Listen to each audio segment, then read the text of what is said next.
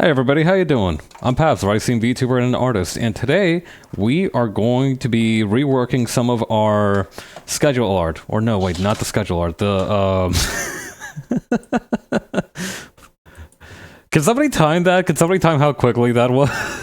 I feel like that's a new PB on, like, word fumbles when I'm starting up the stream. I feel like normally I have a moment to gather my thoughts, but this one was kind of go, go, go. You might have seen this image kicking around sometimes. I post it pretty frequently on account of the fact that I'm primarily an art streamer. This has been... Let me check the creation date on this one. This file was made on May 15th, 2022. I think up until then I used this other one. Hang on, this one here. Yeah, up until around, like, May 15th, 2022. So this was, like...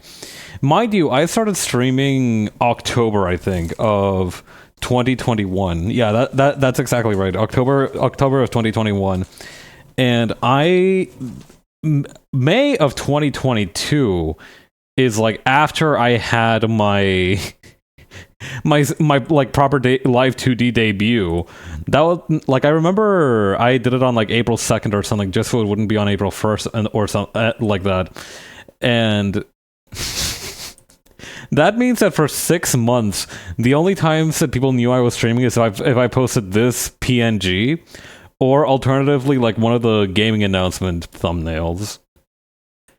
I don't know why. That's really funny to me, actually. Oh god, I would not be... I'm not cut out to do this professionally, dude. No way in hell is my ass ever joining a fucking corporation. I would be... I would be like a delicious morsel to the piranhas that are... Well, actually, no, I don't think it would be that strange. I do think that some people... Well, no.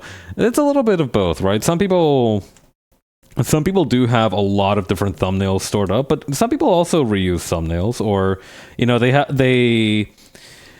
it's a little bit of a complicated logistical supply chain, really, because, you know, the corporate VTubers very often, thanks to their affiliation with the corporation, they have like a lot of people, a lot of prospective listeners, all to like right off the bat. And, you know, whether they capture those listeners or not is, you know, that's going to be dependent on their skills. That's not really something that can be set by an external force, really. But because they have that many listeners, there's a very good chance, and it's not always like a direct affiliation, right? Sometimes they'll have one or two... And I use this word, I need you to understand, I use this word with, like, respect. I admire the people who, like, dedicate all of their creative output, or a significant portion of their creative output, to, like, a single VTuber or talent. You know, some talents will have, like, one or two dedicated sicko freaks to supply them with art.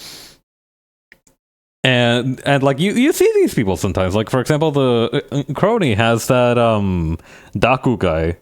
I don't remember his handle specifically, but I know that he has basically been drawing. I think his pronouns are he, but he has been basically drawing Crony or a related Hololive member for basically every day, I think. I don't know if that guy sleeps. But that being said, this is all to say that in a lot of cases the logistical things are different. I am one dude, and it's a little bit difficult to create a promo thumbnail for something that hasn't been made yet, because normally, if you're, say, like, playing a video game or watching a movie or trying to do something, generally you have, like, a screenshot available, right? Which is exciting. It like, there's two kinds of people who, you know, there's people who will attend streams because they are interested in a particular subject, you know, such as a specific game, or there are people who are just fans of the streamer and don't really mind what game they're playing. You know, they might be turned off by certain games, but I think those people are weak of will.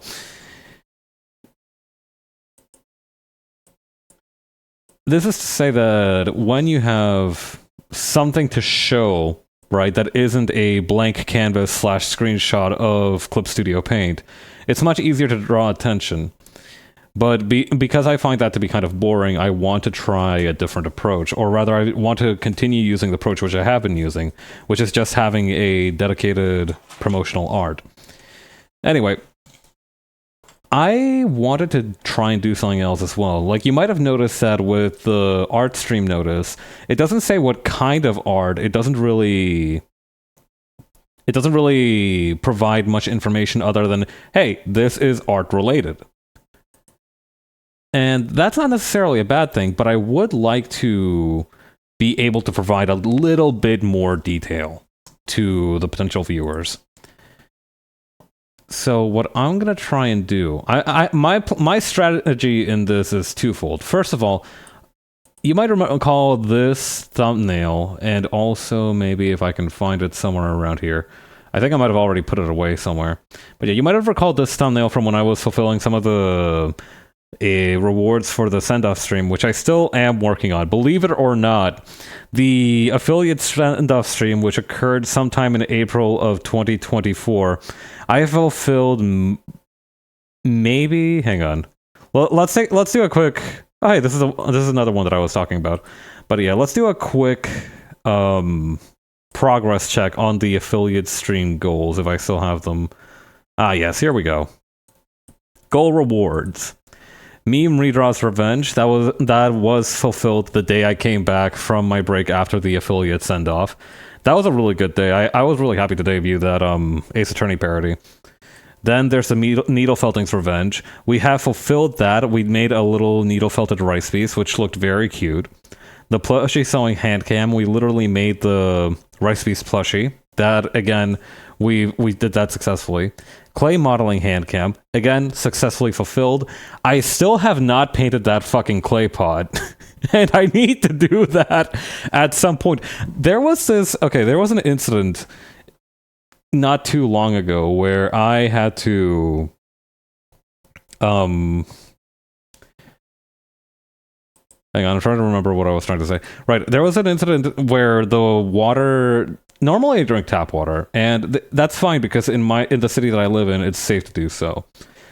However, occasionally it is unsafe to do so, either because the water supplier or because like the pipes that were providing the water were damaged, or what's the word? Like, not perverted. Were not influenced. There's a specific word for this kind of thing. Anyway, the water was no longer safe to drink, and in those situations, your best recourse is to either buy small individual water bottles that weigh like a lot, or buy two big water bottles which also weigh a lot. In that case, I normally am a small water bottle guy. I think it's much easier to ration out when you know your individual portions of water. And also, it's a little bit easier to carry sometimes. If you're carrying more than one big water bottle per hand, it's a little bit unwieldy, but you can very easily stack the small water bottle containers. Or, plastic wraps. But this time I ended up buying 2 big water bottles because I thought that would be a sensible amount of water bottles to bring. And I noticed, after I finished the bottles, that they were like the perfect shape and size to hold the clay pot upside down while I painted it, so that I could paint the bottom and the outside rims without being worried about like paint staining or, having to wait necessarily for the paint to dry on the sides before getting to the bottom. And I think that's a huge benefit. Have not capitalized on it yet. I am looking right now. I am turning my head to a little bit of the right of my desk, and I am seeing that empty plastic gigantic water bottle that I was planning to use for that clay painting. This is all to say that I've lost some momentum on fulfilling these goals, but I did at least make the clay pot. The tool takeover. That one is one that I am still working on, and I want it to be impressive. Have not had a chance to make meaningful progress on it very recently, but I want to make this one like a huge deal. And unfortunately, there has been no time to make those preparations. And then the Pab's song cover / music making arc. I feel unsatisfied with the way I fulfilled this because in some regards I have fulfilled it. I did do the song. Haven't done a song cover, but I did try to learn to make music, and I did make some 30-second music clips in a couple of points. That being said, if you were to ask me personally whether I feel like I fulfilled this obligation, I would say that I haven't.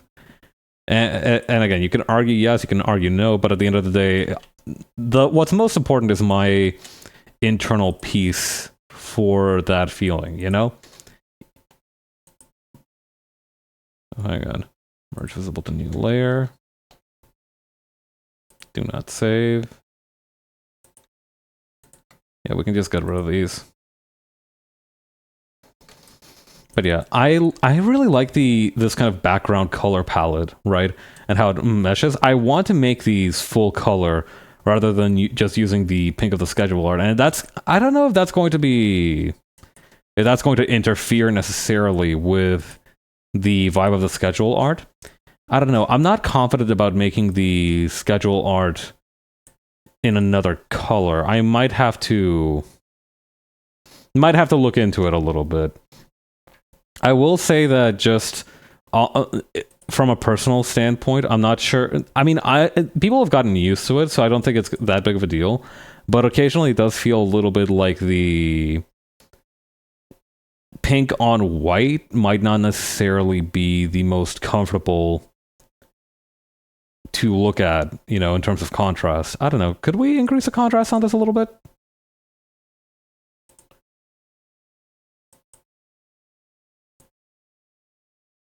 That doesn't feel like it's more...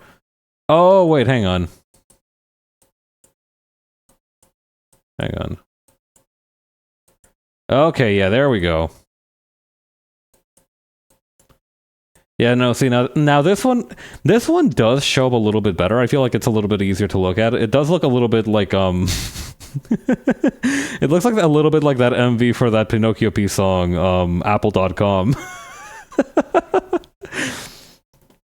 But it does also look very angry. I don't know if red might be the right color. But that's a matter to settle for another time. We can conclude on the updates to the colors and everything for the schedule art at some other juncture. Right now I want to focus on making the thumbnail art. So I think first up, this was actually something that I'd been planning for a little while. I had the idea to make a new schedule art. Hang on.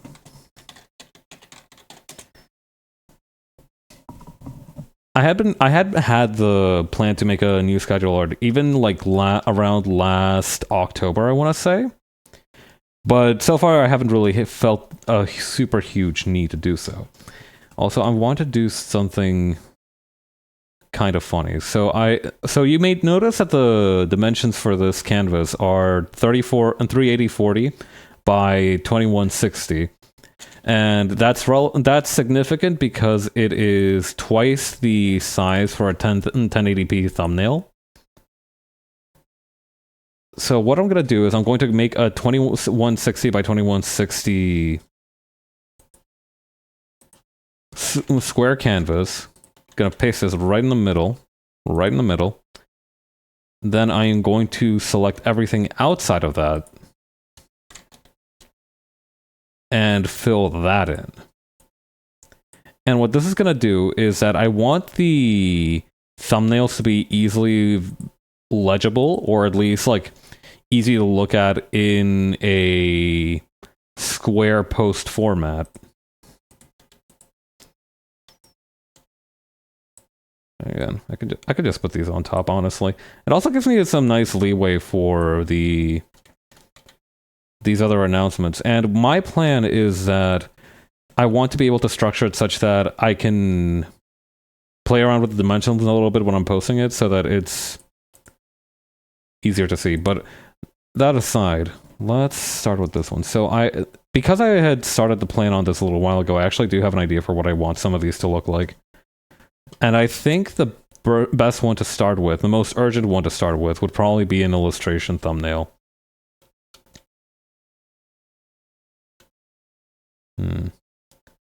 Should I just raw dog this? I don't know if... Hang on.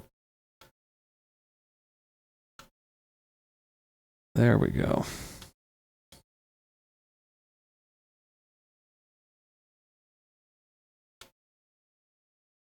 We can just kind of do this.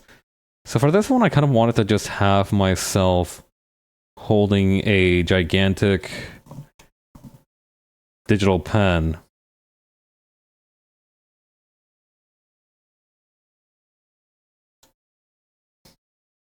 God, I use a Huion tablet, and it's been serving me faithfully for quite a few years now. I used to have a Wacom. I got a Wacom as my first tablet, and I got one later on in sometime during high school, and I used that up to around like the middle of my university years. And then I was like, all right, the pen is getting busted. The tablet has a few scratches on it. It saw a period of heavy use. Yeah.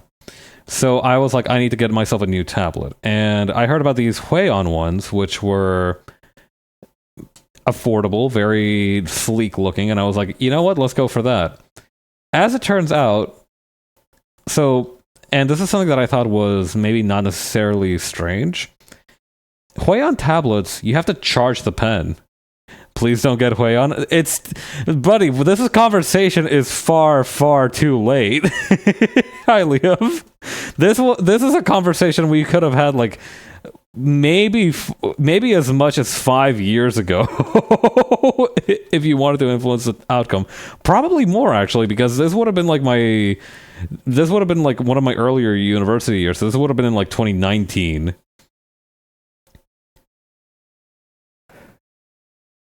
I don't know, like I haven't really had any downsides with the Huion tablets. I like the charging thing is annoying just in theory. I barely have to invent a time machine now. Yeah. I don't know, like charging the pen, it can be a little bit of a hassle, but I haven't ever had a situation where I wanted to draw and the pen charge runs out. Like can you explain to me the nature of the grudge that you have with Huion? What is the matter that needs to be settled between you and that company? Well, what is the origin of the beef?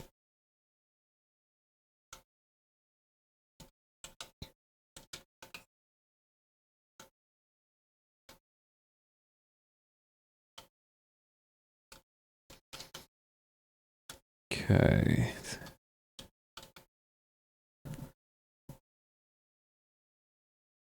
Yeah, this button could also stand to be a little bit... I just like seeing the amount of people who get Huion the damn tablet breaks a few months later. Couldn't be me. This puppy's been trucking strong for, like I said, almost like 5 years now, maybe a little bit more. Yeah, but you have Pav's luck. I mean, that's true. At the same time, though, this feels kind of cruel to say. I do think that might just be a skill issue. I feel like your friends might be used to more sturdy tablets. Because I have not really treated my tablet like roughly, like at all. There have been a couple of times where I've like packed it away on like a travel thing. I also have a Huion that's lasted like 7 years. Ryan, my man, backing me up. Thank you. Yeah, I think your friends might have just been like... Were your friends like kayakers, or like were they involved in some other... were these accounts from like people who like maybe do like demolish derbies as a living? Your luck is spreading, give me some. I mean, take it freely if you like. Whether it accepts you as its master is not really up to me. As much as I would like to pretend that I am Maybe I just know too many technology cursed people. That feels like a much more likely explanation. I have this buddy of mine, Preston, who has a lot of issues, which thankfully seem to be being resolved soon with technology, and well, I don't know how to put it. It makes me a little bit uneasy sometimes, just seeing the degree to which shit does not work out for him.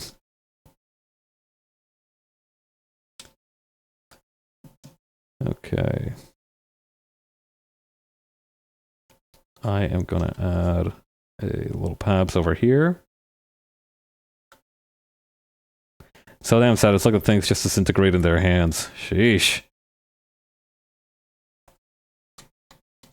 That is tough though, because you know you pay for a drawing tablet and that shit is like $200.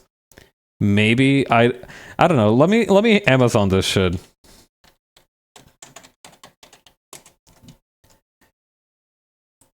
I mean, how much does it? It's a drawing tablet, Brian. How much could it cost? $1?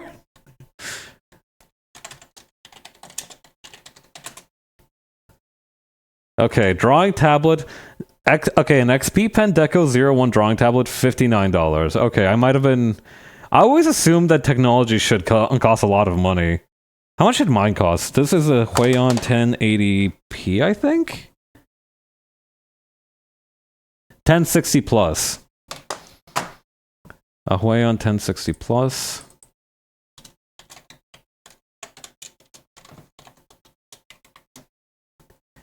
$49. Sheesh. All right. Shit, I could get one of these right now when my paycheck hits. How much did you get it for? Probably $49. I don't remember paying too much. Like I said, I have a bad memory for like technology costs. I always assume it costs more than it actually did. That might be why I'm so careful with technology. I always assume that it's like a super expensive thing to replace. But I do also forget that like flat screen TVs are now like $20. That's me with haircuts. I understand. Haircuts are a tricky one because during university, they had a hair salon like right in the university premises. Like I could, like if you wanted to get a haircut, you could just like go get a haircut. And it was great because it was like $20 to get your hair and to get, you know, like a close cropped haircut. I didn't get to participate in it very much because I had no hair, but like, you know, if I wanted to like get my human form styled up a little bit, it was at least affordable. A friend told me her haircut was 200 bones, but now Vizzy's like paying 36 bones for one right meow. No hair. I mean, it's just rice, isn't it? I guess you could sculpt it a little bit. I've done that before. You know how like when you're in the shower and like you make yourself a beard out of like out of the soap bubbles and shit? Very similar principle, really.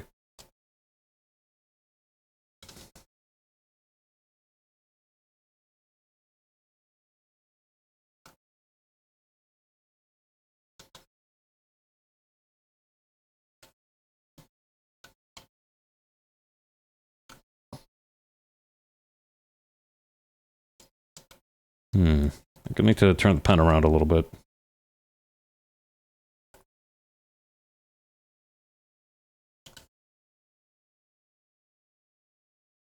Might also shift this hand up a little bit further. Wanted a haircut so bad, but my last haircut left me so defeated. I've been scared ever since. Honestly, I understand that situation because sometimes they really fuck your shit all the way up.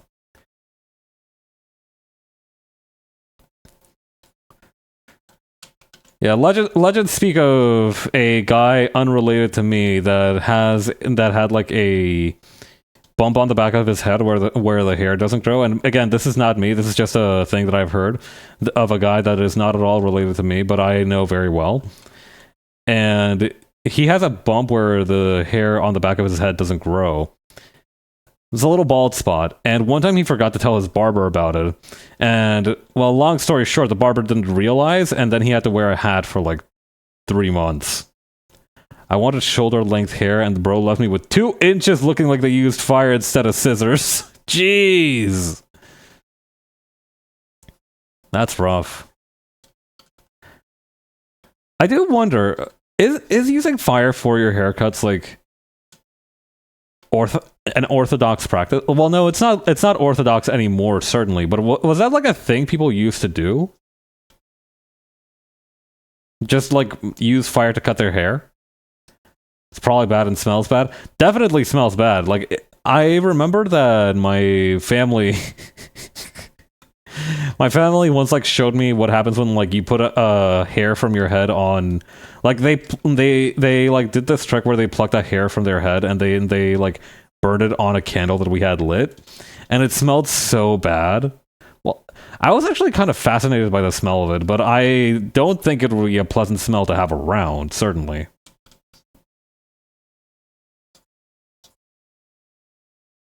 Yeah, not one that you want to have on the regular. I don't see the advantage of using fire over the knives. That's true. I think it was just for clout.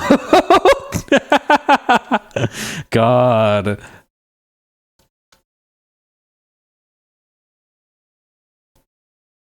It's kind of like, it's a little bit like those dudes who eat raw meat nowadays, right? Like if you were like a real manly man's man, you were burning off your hair instead of using a piddly little knife to chop it up and do it fine. Could also just be a practice somewhere and I wouldn't know. That's also a possibility that we have to consider, is that there's the world is a wide place. It is possible that there are just some places where burning your hair is more convenient than just using scissors.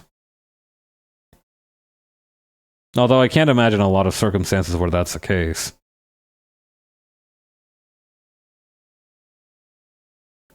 Holy shit, it's flame-cut August. They say his locks were blessed by the fire of the gods.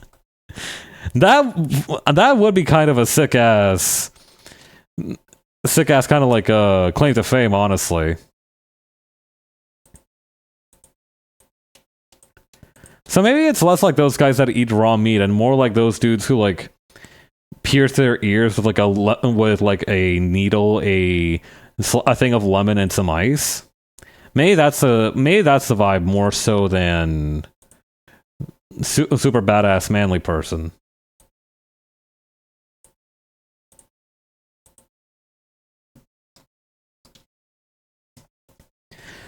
Just kind of imagining some dude trying to do that for clout, and then like the next day he like has no hair because he accidentally like let too much of it get on fire. There was a barber battle manga. There would be someone whose specialty is using fire for sure. Oh, I'm surprised there hasn't been something like that already. I remember there was like this shoujo manga called Beauty Pop. I didn't read too much of it, but I remember like it did have some like shonen elements where they were like doing drip offs basically.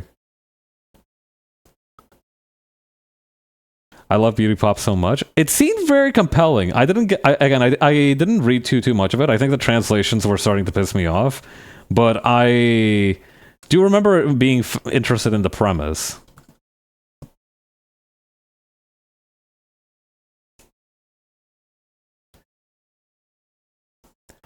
Honestly, you could basically do Beauty Pop 2 now and just have it have a similar premise as like the guy she was interested wasn't a guy at all. I read the entire thing. The ending was sweet. That's nice. I'll always love that.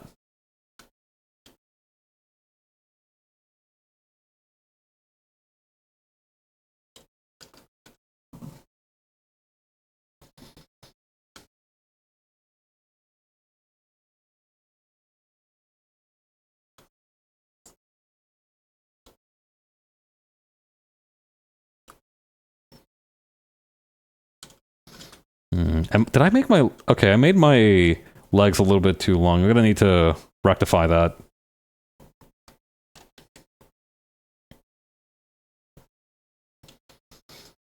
Yeah, speaking of long legs, yesterday I went on a research tangent, and I did report the progress and results of this to V's server. So Ryan, you were there in the combo last night, actually. I was trying to look up the shortest Roman emperor because I was trying to do a bit with Little Caesars. So I wanted to figure out which Roman emperor was the shortest, and it turns out very few of these guys were like physically described, and even fewer of them were like from a reliable source, because as it turns out, the main source for a lot of these dudes was this dude called Suetonius, who was apparently some kind of professional capper / slanderer. So it's a little bit difficult to take his word as solemn truth. I did end up using Suetonius' account, but it was... it does feel a little bit icky.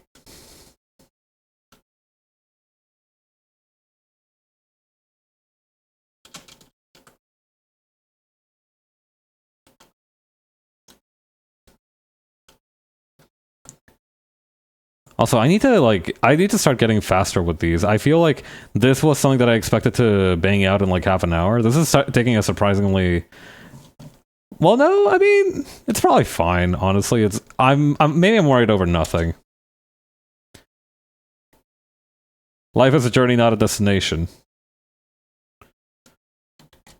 Me when I remember that life is literally a journey and not a destination.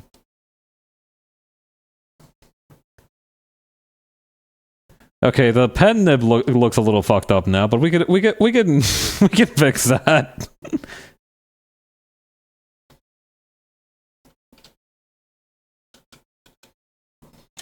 Might make my foot a little bit smaller. It's tough sometimes, like, measuring my feet and, like, the length of my legs.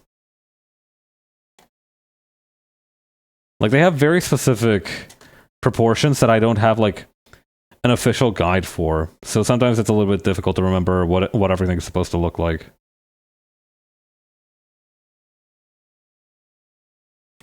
Did you ever draw yourself drawing big-ass shoes? How big do you define like big ass shoes? Because I've drawn myself in shoes that were kind of by necessity big. Oh wait, no, I maybe like the chicken wearing sneakers. I don't recall a situation where I had to do that. That might be a really funny one for... No, I did draw a rice beast with like some fresh J's. At some point. I remember doing a schedule art for that. Let me see if I can find it real quick. But I don't think I personally have ever worn like super huge shoes. God, yeah, they were the Among Us strip shoes, weren't they? Classic shit. The ideals and icons of the Among Us drip have been like so eroded, like so it is like glass in the ocean just being slowly smoothed and sanded away, so I can like it's like under Gaussian blur. I recall it vaguely, but unless like I remember somebody brings it up specifically, I don't remember that shit at all. Anyway, check it out. Flightless animal, my ass. This animal is fly as fuck. Okay, I didn't remember that I drew myself holding the V mug here. All right, let's get this out of there. But yeah, I remember. Hang on, let me see if I can find it as well.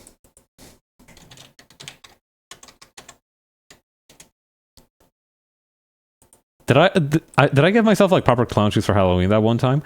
I mean, those are not like super big, but they are like clown shoe. They are supposed to be like clown shoe big. This is a really cute picture. I should consider bringing back the clown outfit officially at some point.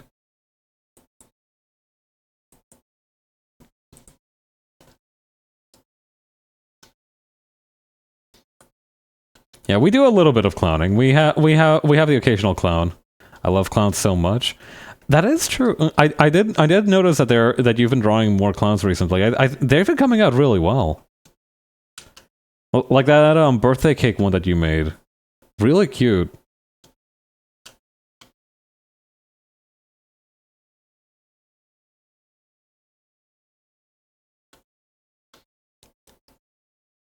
Yeah.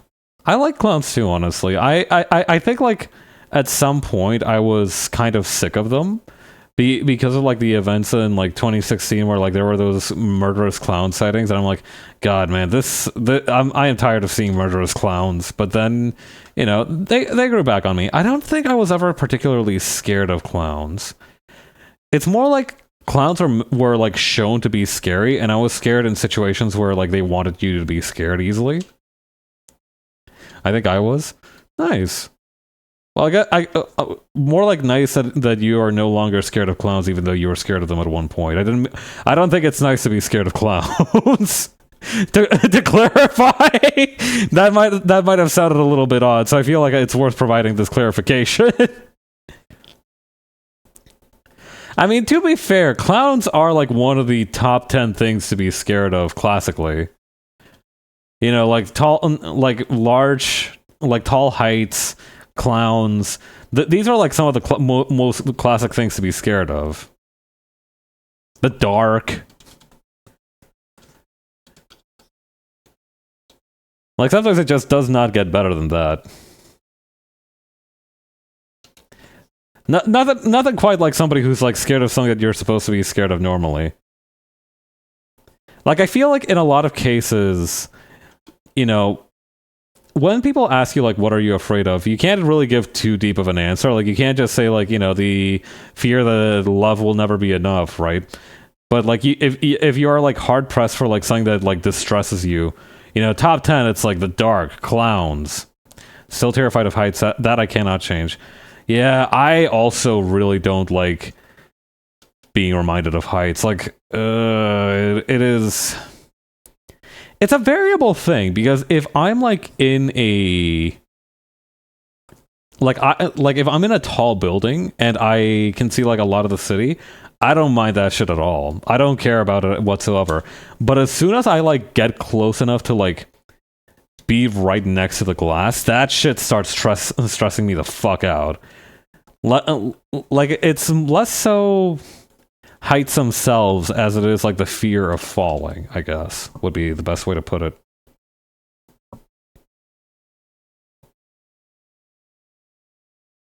Actually, didn't I? Hang on. 80s drawing tablet. Yeah. I used to be really scared of the dark. I remember that clearly. It's gotten worse for me. I start getting dizzy in tall buildings even when I'm not close to the edge. That's rough. Hang on. I'm gonna pull up Google real quick for vintage drawing tablet.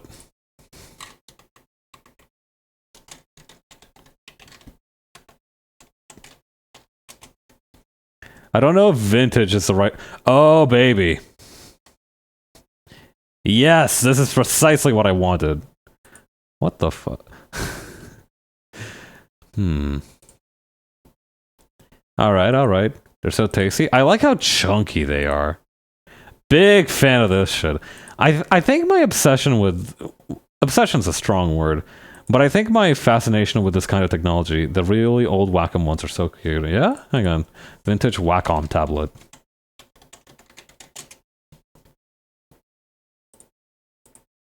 Oh, look at you! You're so cute! Oh, the Fruger Arrow Wacom. This shit is so 2000s, it hurts. The Y2K Aesthetic Institute.tumblr.com. Better recognize. Alright, what else we got? Actually, hang on, is there like a vintage Huion tablet? I feel like Huion is a more recent company. Yeah, no, all of these look fairly recent. Alright, so vintage... What about just vintage tablet? Oh,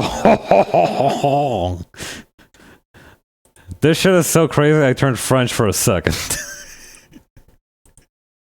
Is that Secret of the Monkey Island? Oh hell yeah. No. I had like hang on. I think I already have something like this. Oh, I love little why is that running iOS? Bro. But yeah, hang on. Palm personal assistant. Yeah, when I was very little, my dad had a Palm. And he probably used it for very productive purposes. I was mostly fascinated by the little bubble game that it came with. So beautiful how people were creating art all those years ago. It is really admirable. I love looking at really old webcomics that were made digitally and being like, this was cutting edge for its time. But yeah, my dad had one of these, like, I don't even remember like the model specifically, but he had a Palm, and you know, I would play on the Palm for a little bubble game where you had to match bubbles of different colors and try to make them vanish cleanly.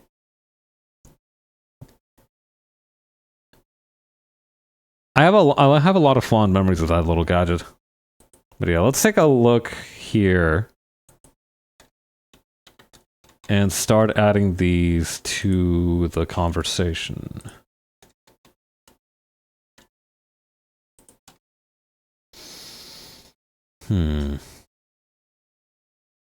I'm sorry, but this old Wacom one isn't really doing it for me. It's a little bit too plain. Although those pens are kind of nice. You know what? Let's take it with it. If we don't need it, we don't need it. Better to have it and not need it than need it and not have it. Mejor que se sobre que se falte. Let's take this one too. What's this last one? God, this one is so ugly. Well, no, it's not ugly, but it does look a little bit busted. I do wonder, like, what these buttons were for up here. Were these, like, hotkeys? Love to use one of these bad boys today. Honestly, I do feel like there is some merit in providing chunkier graphics tablets, because it just, I don't know, I feel like it's a better deal for maybe not portability. I don't know. A lot of people use iPads these days, but that's kind of sauceless, if I'm being real. I don't know. I don't think I could probably get used to making art on an iPad. It would not be my first preference. Too sanitized? I think that's a good way of looking at it. Everything is just a tiny bit too sleek. Like with these clunky old things, you felt like you were using technology, right? Like it felt like it was a thing, it was a tool. It was like a very physical, very somatic kind of physical object. But I feel like nowadays that we use a lot more touch screens, digital displays, even the ones that aren't digital display tablets. I use a non-digital display tablet. And it's great, don't get me wrong, but at the same time, it's, you know, I feel like if I use the digital display tablet, first of all, I feel like unless I use like blue light glasses, that would get old kind of quick. Oops, hang on, didn't mean to bring that one out. They need to make technology thicker and heavier again, yeah.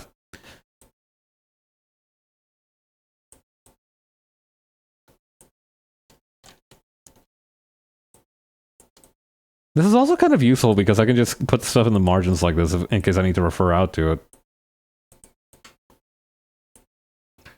Well, Secret of Monkey Island on... What the fuck is this? Windows Visa capable... Motion computing is crazy. I don't know, this is kind of like an ancient Steam Deck if you want to think about it that way. I don't know. I'm not sure what I would use. I understand the temptation. I have personal temptations to get a Steam Deck because I feel like very often I don't actually play the games that I own anymore. And I mean, like right now it's an issue of having time available, of course.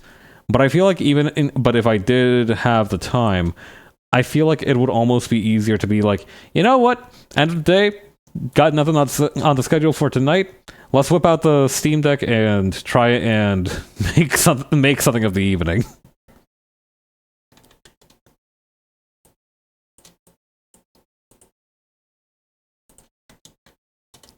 Yeah, like, for example, playing Umineko, right? Like, playing through visual novels especially. I want to read more visual novels. I want to learn more about writing visual novels because I want to, especially like ones which have like fight scenes, right? Because I feel like, in a normal video game, you just make a boss battle, right? But if it's a visual novel, it's like you're almost making a book. Of course, there's graphical elements, and some of them are more intense than others, but at the end of the day, a lot of the time, words are still carrying substantially the experience.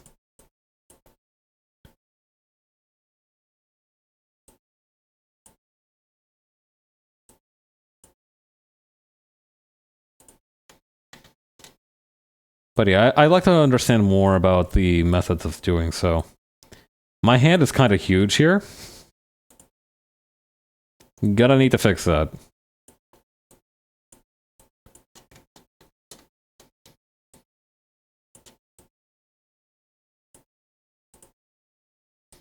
Are you going to make a visual novel? I've been thinking about it as a medium. Because I've realized that even though I love comics, and I love making comics, trying to make a long-form comic is going to be a commitment that I'm not sure I'll be able to sustain. I feel like if I make like a long-form comic, like maybe a year in, I'll be like, all right, I'm sick of this shit, and I will like quit making it, or I will be like, but I want to rewrite it, and then I'll like destroy whatever files I have, right? Or like not destroy necessarily, but I will take whatever progress I had made offline. And I don't want to be in that situation. I don't want to have that creative passion kind of fizzle out like that. I don't want to experience that. And of course, you can't make projects on passion alone, right? It is the creation of any piece of art is the product of discipline, consistency, etc. But at the same time, I have to recognize that if I want to make something eventually, right? If I want to create a story at some point, I'm going to need to do it in a way that I can finish it. And I'm not confident I can finish a comic and tell the story that I want to tell through a comic. Even though it would be my preferred method, it's just not realistic. So I've been looking into VNs because I can write my ass off, but again, I don't know the methods for writing for VNs.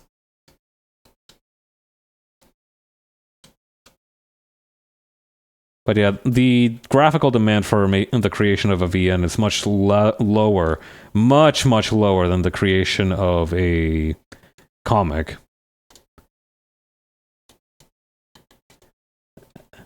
Yeah.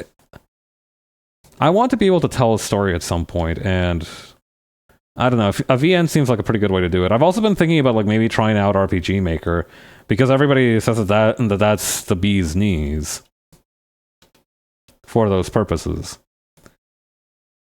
But then RPG Maker has a lot of balancing things that you need to work out, and that barely matters sometimes, right? Like, Off by Morta's Ghost.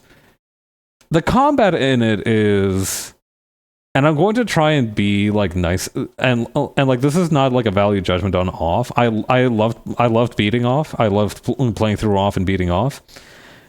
But I will say that its combat wasn't anything new. It was just very basic RPG combat, and people still love that game. You heard me. Listen, I beat Off on stream. People were there to see me beat Off. The 2009 hit indie game Off by Morta's Ghost.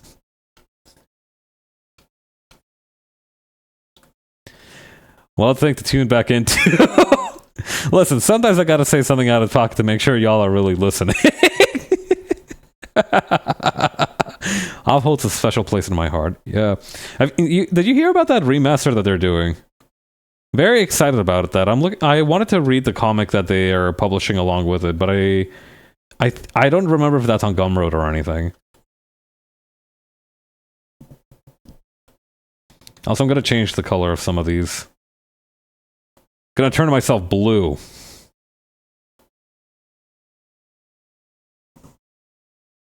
Thinking about getting it? I will reserve judgment. I liked Off, but I didn't like it enough that I would be like first day on the pre-order for the remake. What's this one called? The Fujitsu Siemens Stylistic. What do we got on here? I see that looks very much. Hang on. Wait, there's RPG Maker. I ain't pre-ordering it. I'm not that into Off. That's fair. But yeah, look, you can see iTunes, my computer. That looks like an install wizard of some kind. I don't know what this one is. Age of Empires. Hang on, that's Age of Empires 2 and RPG Maker 2003, I want to say. This person had some taste.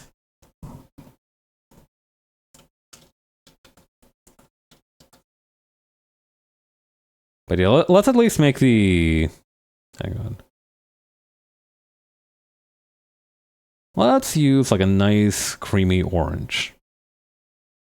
Or maybe like a lighter pink. That might work as well.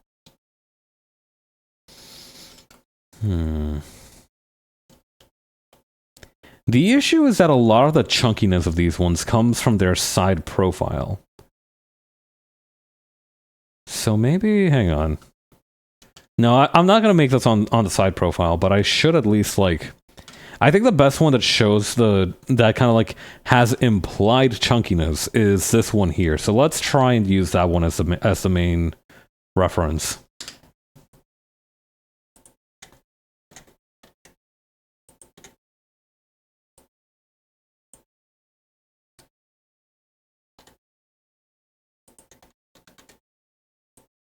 There we go. Wait, and check it. Wait, look at this. Look at this. That's a command button and a space bar. This thing is like... Oh my god, this thing is like 2 apples wide.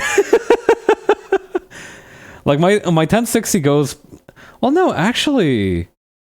Actually, it would be around the same... Assuming the keyboards are of similar size. I mean, no, this keyboard definitely is probably a lot smaller than the one that I have. So yeah, this one is maybe like... Actually, no, wait. We can probably look up the dimensions of this thing. Hang on. Fujitsu Siemens. What's it called? Stylistic.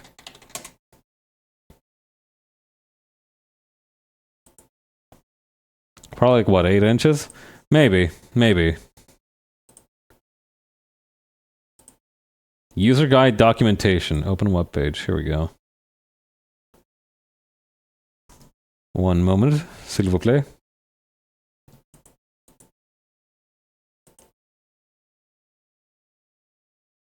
PDF, blah, blah, blah, blah. I've read and agreed to the terms and conditions. Download that shit. Here we go.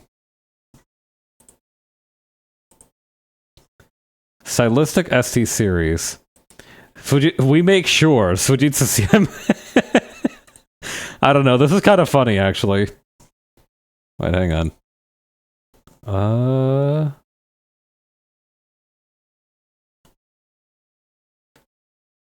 Hang on. Okay, there we go. This should be a little better. All right, stylistic, national notational conventions, yada yada yada, safety notes, security functions, care and maintenance, technical data. Aha! Here we go. Stylistic ST503X. So that's 220 millimeters by 324 millimeters. So it was about the size of an average ruler in terms of width. So yeah, a little bit more than a handspan. 12-inch display is pretty good, honestly. 10-inch display, 12-inch display. How much does this thing weigh? Approximately 1.6 kilograms is actually pretty heavy. That's like 2.5 water like normal sized water bottles. When was this thing released anyway? Does it say when it was first published?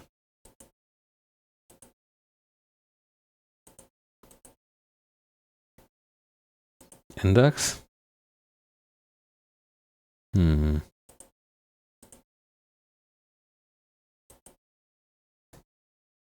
Oh. This manual was produced by Cognitas Gesellschaft für Technik Dokumentation MBH. First edition. Oh, November 2005. Okay, yeah, that about tracks. I am so sorry. I have not been showing the webpage at all. I'd been meaning to do that. Let me just switch you over to the technical data real quick. My bad. But yeah, this is the technical data for that tablet. We will be making a significantly bigger version for our purposes, however.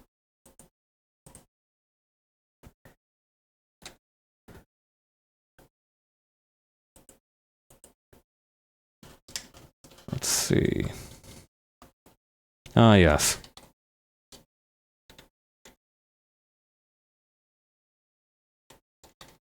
Let's lower the tolerance just a tiny bit.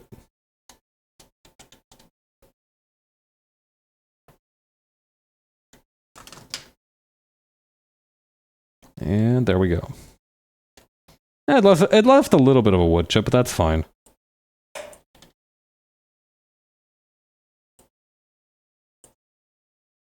Wait, we need a reference, but Google isn't helping, so I will use my brother.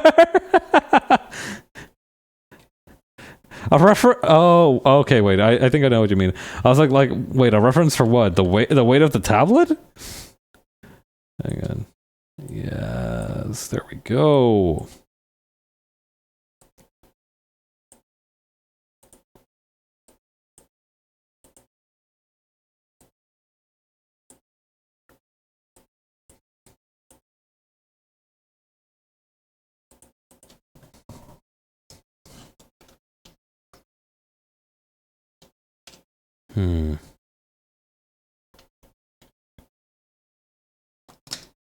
Let's try doing something like...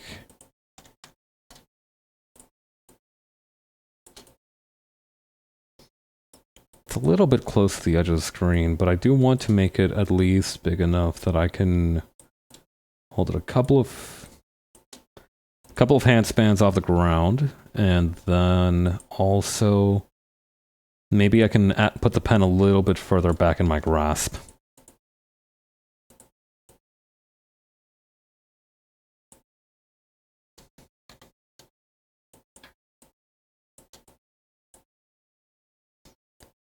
Yeah, honestly, this might be better because that makes my offhand proportions a little bit better. Let's go with that.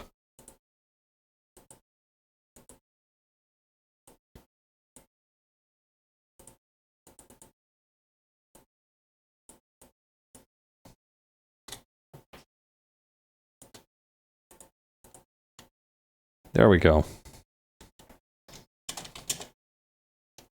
What should I call this? New, new stream promo.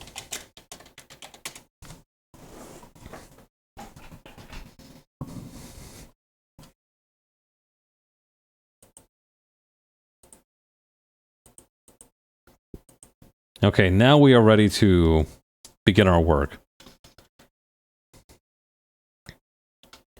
So I do think a better way of making this look chunkier than it actually is. Or no, I mean, I have an idea for a couple of things we can do. But let's just make the basic outline of it first. And I think what's going to help a lot is if we add a symmetrical ruler. We can also put this directly in the middle rather than having it be off to any one side.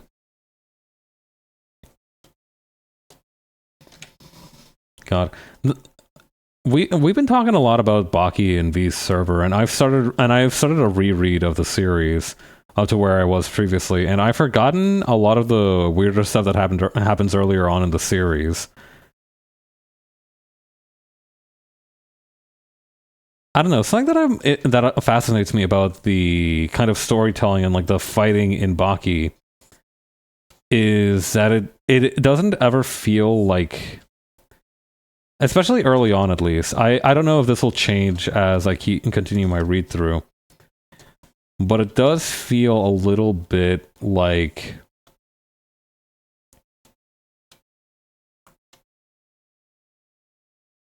in the fights, it's like the winner is, I don't know how to put it, like it just feels like a battle of attrition more so than like any kind of, I feel like in a lot of like fights in shonen especially, the idea is to have like the characters eventually figure out how to beat the bad guy. But in Baki, a lot of the early fights feel more like they're just beating the shit out of each other, and eventually, like one of them lands a lucky punch.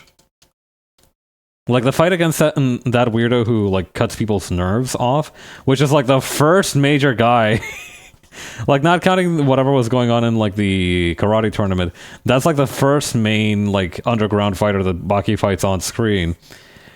And like Baki didn't really have like a key to beating him. He just started punching him. And eventually like they were like, "Oh yeah, the nerve cutting guy cut one of Baki's nerves and now he can't see out of one eye until the end of the fight." And you're like, "Okay, awesome. He's still going to beat the shit out of him though, right?" And like Itagaki, who has like a brain that's so big it hurts his neck, is like, "You betcha." I don't know. It's really comical in a lot of ways.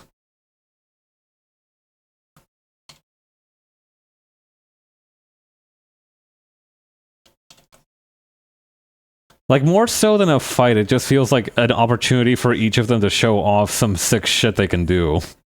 And that's fine also, because a lot of the things in Baki is just introducing some guy who uses some kind of weird esoteric martial art or has like some kind of physiological aberrance or mutation that lets him do some sick shit. And so they use this fight as a vehicle to communicate that insane thing. But it also makes the fights not really feel like fights very much. Again, it almost feels like tech demos for the messed up physical feats that these people can perform.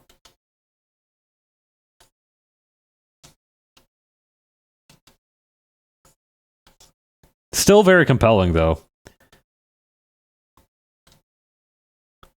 I will say that the Netflix series was like a huge thing of what like compelled me to start reading Baki, though, because I had heard of Baki.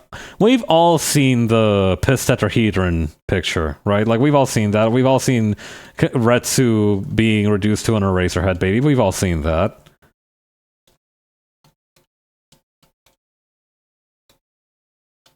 But I hadn't really read it up to that point. I was vaguely aware of it, but I hadn't really like seen it up to that point. So the Netflix anime being like, yeah, there's like these 5 death row prisoners who are extremely dangerous, who for whatever fucking reason decided that they needed to get their asses kicked, so they headed to Japan where our main character lives, and also most of his friends who are these deranged martial artists. I don't know, something very funny about it, but I was hooked on it when I was first watching it. I think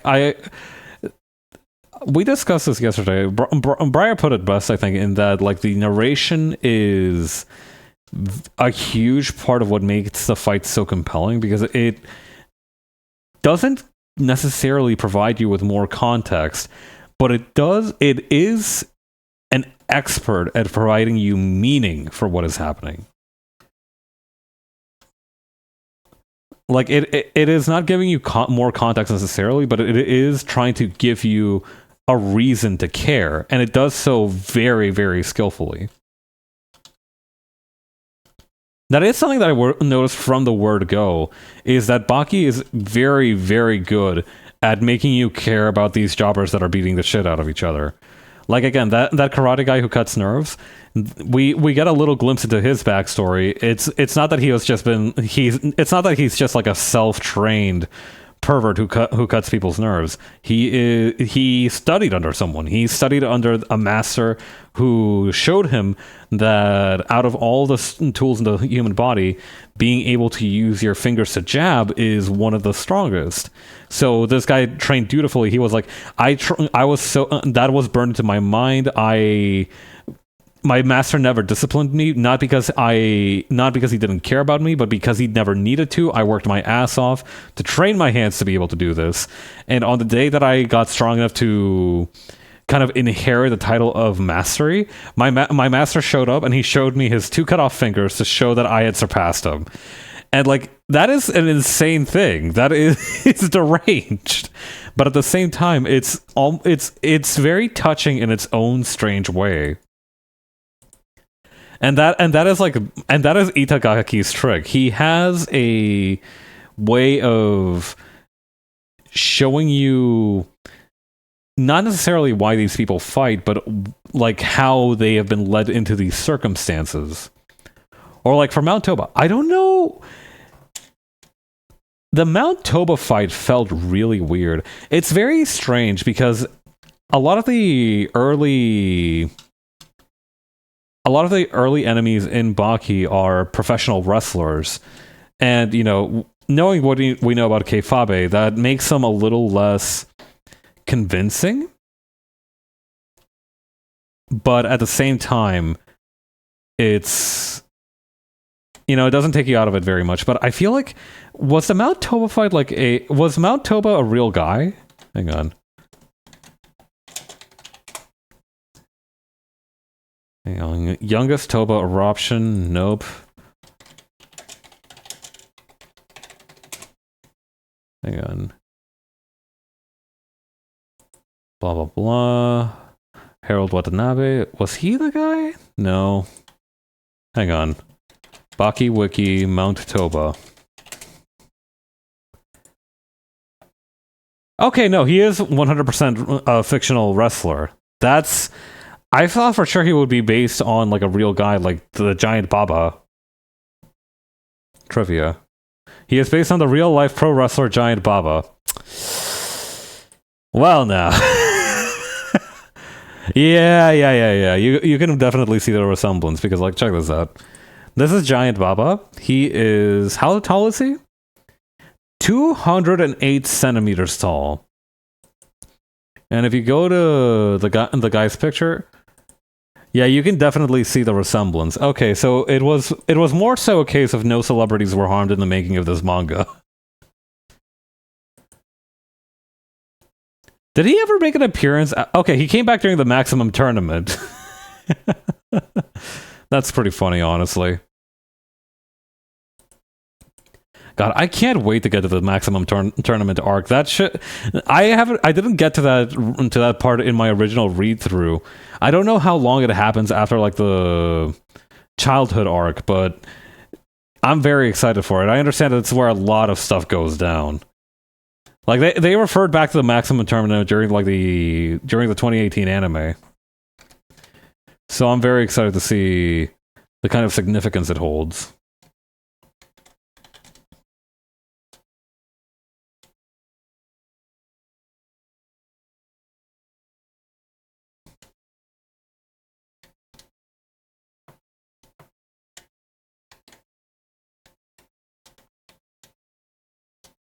Okay, then we can just put this down here.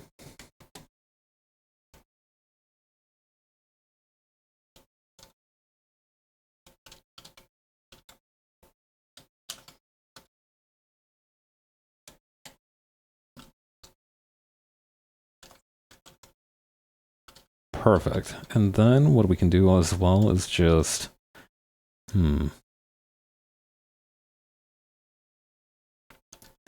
I feel like in order to make it more tactile... Hang on. Let me do something real quick. Grab this, flip it upside down.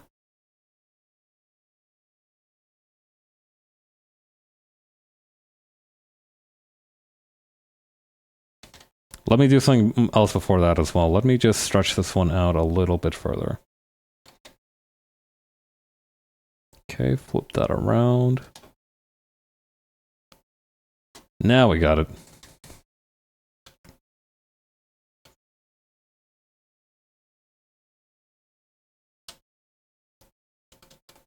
Okay, now let's add a... Actually, should we not...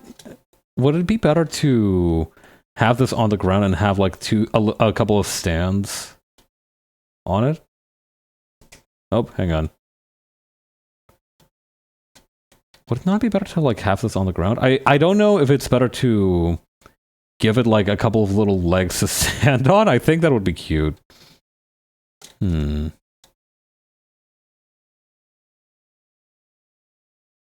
Unsure of it.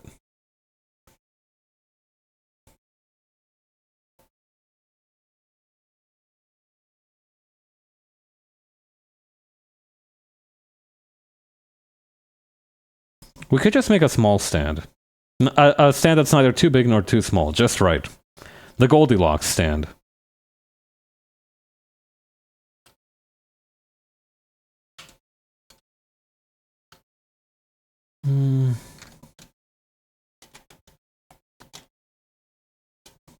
Nah, I think the stand would look strange. What I could do instead is give it like a couple of little legs up front here.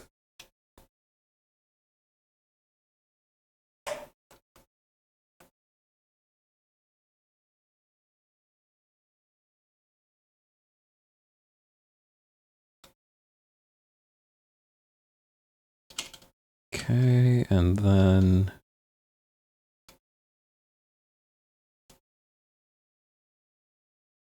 Something about this doesn't feel right, though. Maybe, hang on. What might work a little bit better, actually, is... Hang on, where did... Ah, shoot, did I not... Oh no, I forgot to... I forgot to keep the one on the bottom here. Let's fix that real quick.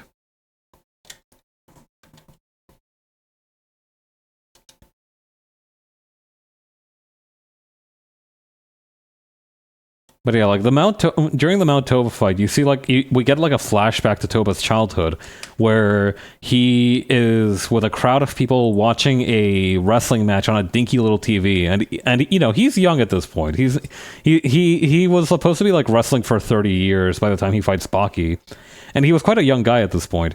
And you know he's going to this watch along event, I suppose that would be the best way to call it. And, you know, he's really excited. He sees that the wrestlers are these big, strong people that are admired, that entertain others. And he wants that. He wants to have that opportunity. He wants to do that for people. He wants to feel that kind of adoration. Because, you know, you can see from the way that others treat him that his huge size is not something that it bothers him. It bothers him that he's so big. It bothers others. It's inconvenient. So he wants to experience that feeling of being validated by being accepted by others. I should have turned on the symmetry earlier. That was my bad. But yeah, he identifies with these huge strong men and wants to feel the adoration that they receive for himself. And you know, he goes to a wrestling gym and he tells the coach is like, "Why do you want to be a wrestler?" And he's like, "I want to entertain people." The coach naturally then punches him in the face because he's like, "This isn't a circus. It's not a playground." But then admits that entertaining people is one of the strengths of wrestlers, and takes him on. And then, of course, you know, we flash back to him basically turning Baki into a pretzel, but that's beside the point. It's not. This shit ain't about him. I don't know. Baki is such a special story precisely because it can weave these narratives of like, how did people get here? What is their origin? And, you know, how did that influence the way that they fight?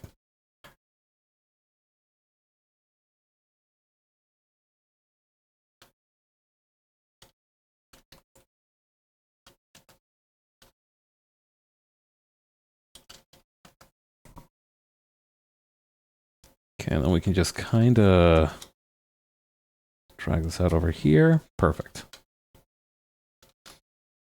What I might do is I might just grab this part here. And just kind of do it like that. Yes! Okay, this looks good. I like the way this looks.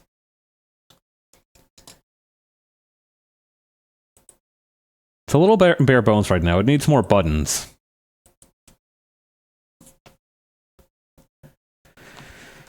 Okay, might as well take this opportunity to stretch my wrists a little. And my back.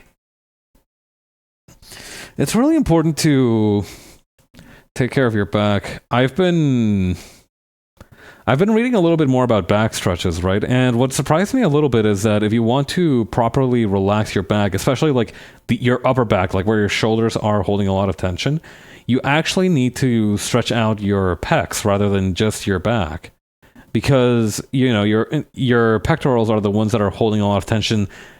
You know, they're like are they the antagonists? I feel like that's the right word. They're like the antagonist muscle of your back, of like your upper back. So being able to take care of that will help you to actually relax your ordinary back muscles.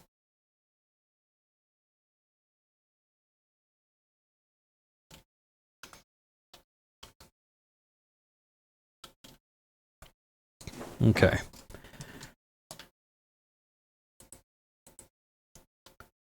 I've been experimenting a little bit more with my food intake recently. Not too much. Like, meaningfully, I still eat mostly the same stuff that I always have. But I have been trying out, like, more condiments and different stuff like that. I feel like I've fallen into a bit of a routine, so being able to experiment a little bit, especially with, like, quicker preparation foods, has been really valuable. For example, I recently tried out some frozen rice balls that they were selling at like an Asian grocery store nearby, and they were really good. I'm not sure what kind of preservatives you have to use to make rice freeze that well. I haven't tried freezing rice generally. I would have expected that it becomes kind of like gross mush after you freeze it, but these seemed all right.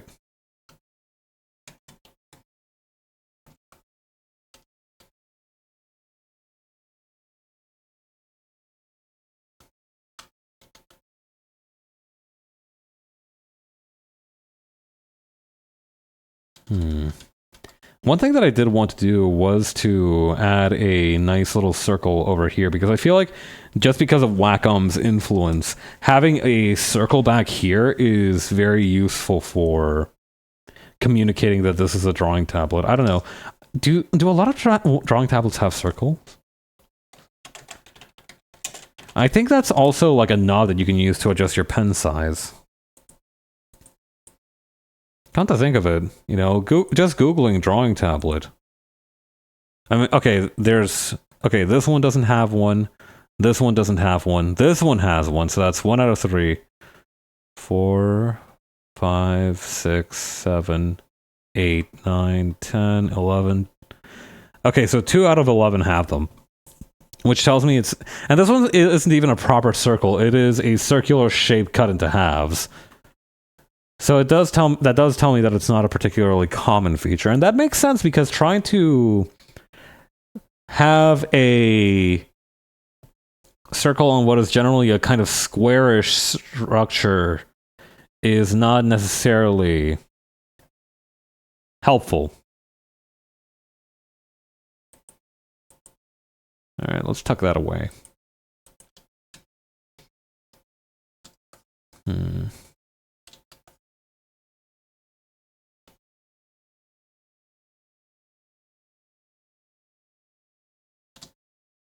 Actually, you know what? Instead of making this a kind of line here, I'm going to make this a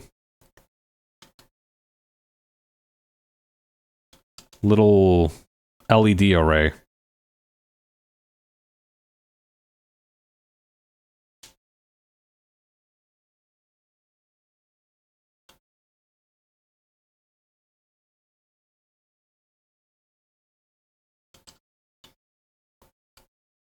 Hmm.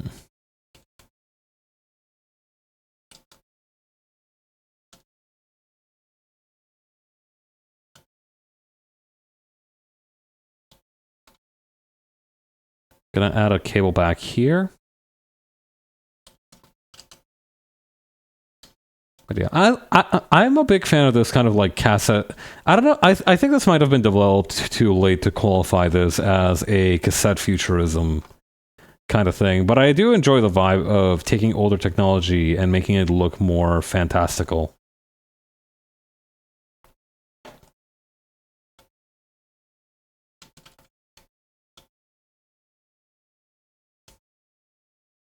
Yeah, we can use this as my logo instead of these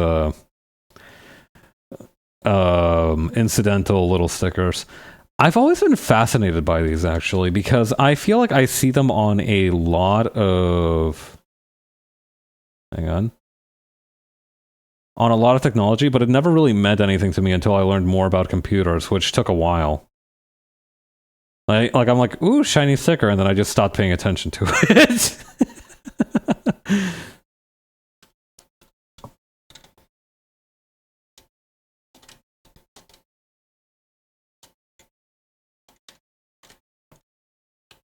But yeah, I'm thinking we might not be able to finish more than this one in the time we have. We might have to turn this into a multi-series of streams, but that's fine. We can just reuse this. Hang on. We don't need to necessarily retire the old one immediately.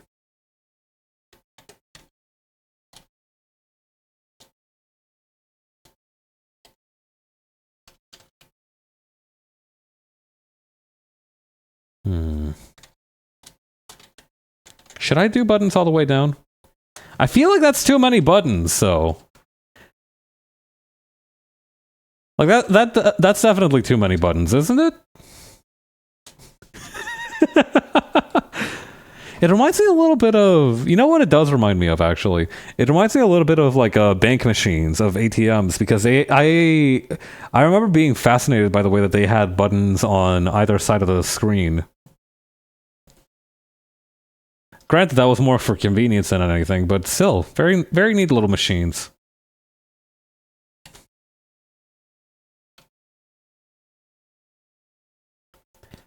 At the time, I didn't understand why some people grimaced when using them, but, you know, you learn some things as you get older.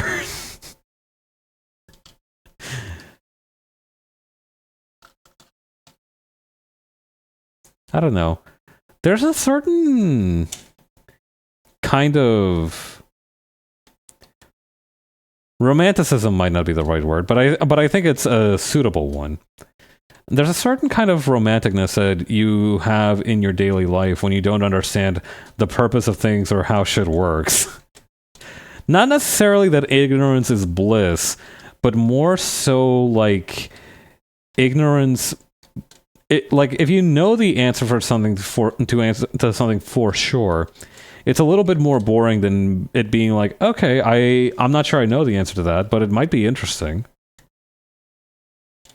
You know, it's if you have a definitive answer for something, that's objectively better. You know, it was said at one point by Herodotus that the only virtue is knowledge and the only sin is ignorance. And I ascribe to that. I do think that, you know, like I do feel like between, you know, being content with the knowledge you have and looking for more knowledge, it always feels better to look for more knowledge, even though, you know, you might not necessarily be in the right headspace to look for it. Sometimes it just happens anyway. But at the same time, once you know how something works, it narrows down the possibilities for why things are the way they are. And in some regards, that makes daily life just a tiny bit more boring. But I think that kind of sense of wonder is replaced by sort of appreciation, right? It's definitely not like a sense of wonder how it was previously, but it can be a sense of wonder in a different way, you know? The sense of wonder isn't really lost, but now you just understand it. Like, if you see a bug, right?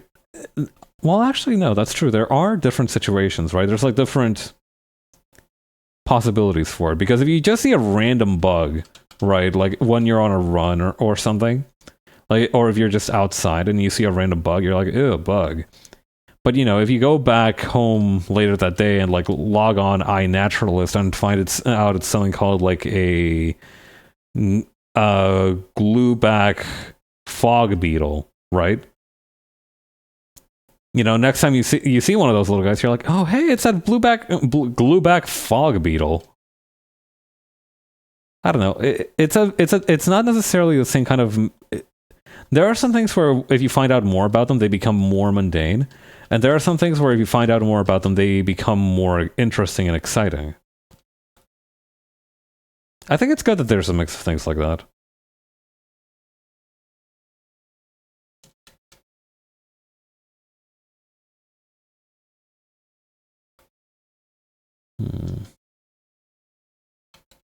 I'm gonna add maybe 1 or 2 buttons over here.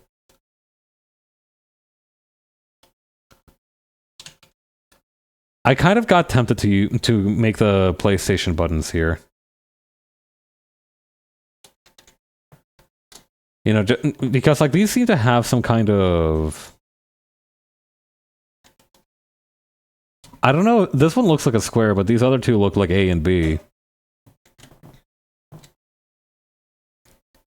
So I kind of was filled with a brief desire to make them into sigils.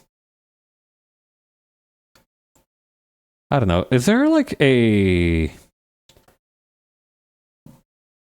button face, button interface kind of thing? I don't know how to describe it. Not to mention, I wouldn't be looking at it from this perspective. It would be like this. Ooh, wait, actually, what I could do is make this a okay, so make this a play button, a stop button, skip, go back, and that other one that's a square. I don't know what to call that one.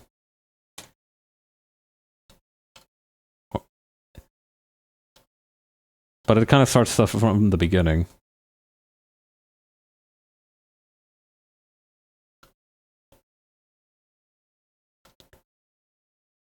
Okay, then we can have this one.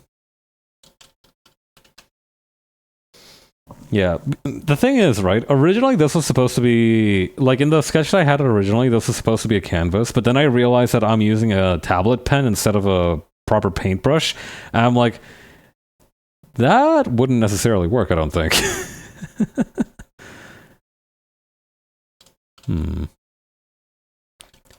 I do like the idea of having a volume meter, though. I might put that after the, or before the little black thing here. I'm assuming this is supposed to be some kind of infrared capability doohickey.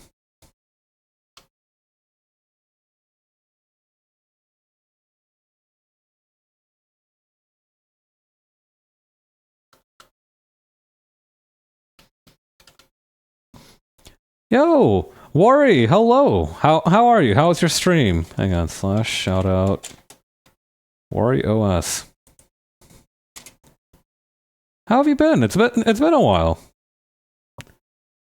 Recently streamed categories: Wind Waker HD, Cruelty Squad, and Balatro. Very nice. Good spread. God, I need to try Balatro at some point. I don't know why I haven't already. Was fun playing Wind Waker. Nice. I love how Wind Waker looked. I wanted to play it a long time ago, but I never got the opportunity. I have to look into methods of doing so. I'm glad to hear you had fun, though. We finished by doing that thing where you kill one of the bosses instantly by pouring a bottle of water on it. Classic move.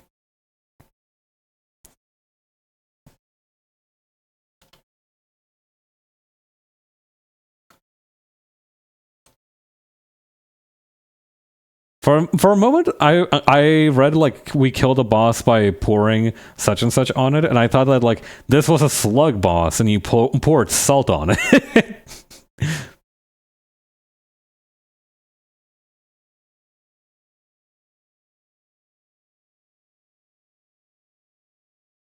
Close plant. Kill plant by pour water. It'll be a surprise when I play the game eventually. I'm sure. Well, no, water can kill plant. Actually, that's happened to me a couple of times. Well, you see, it was an evil plant and special water. Honestly, I've killed plants with normal water, so I can understand how that happened very easily.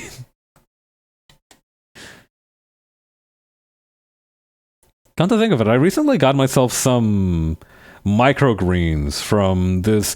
I discovered very recently that in my neighborhood there's like this surprisingly bougie, super organic, whole food, local Whole Foods kind of place, and I go there to buy bread because their bread is incredible.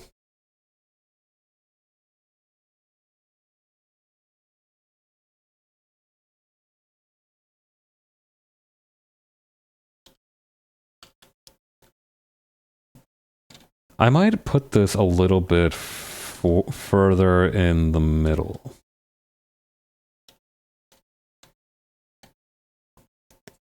I'm glad that one of my hobbies is like making non-existent companies because I feel like I feel like having access to like a just random company name to put on to slap on things like this is really handy. I do feel like it is missing something up top here, though. So I might just add the power button there. Or actually, you know what? What's bugging me about this power button is the shape of it. I don't like that it's a circle, so I'm just going to turn it into a thingy like this.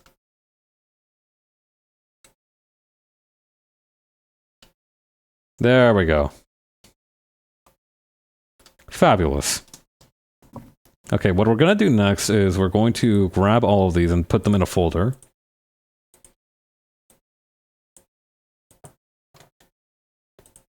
Merge those.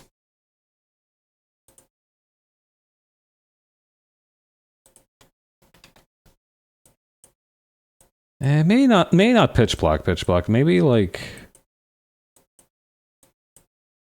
Hang on, can we use can we use gradient mapping for this?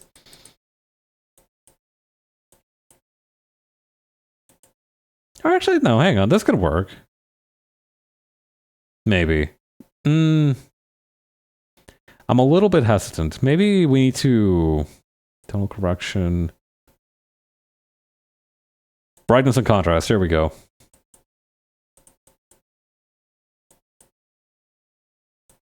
You know what, that's a lot better, honestly. Maybe a slightly different hue on a couple of these guys, though. Yeah, this'll do. Orange and blue, very good color combination.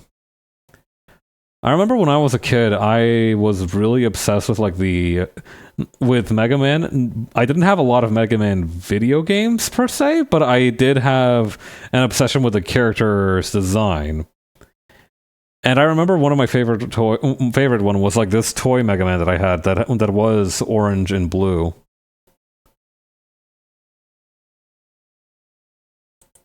Right, I was getting a grading map.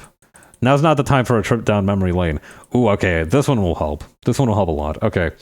And now we're just gonna blur this thing.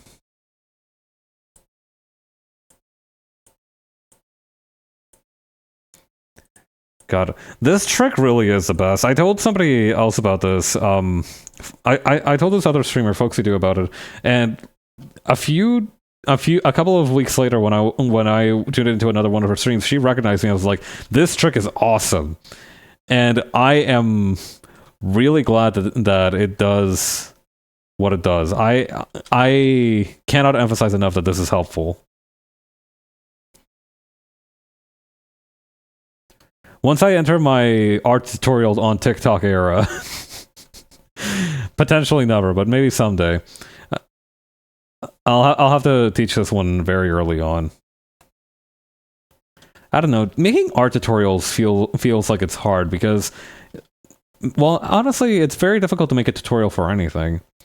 But especially art, because I feel like it's just such a wide array of potential uses and methods.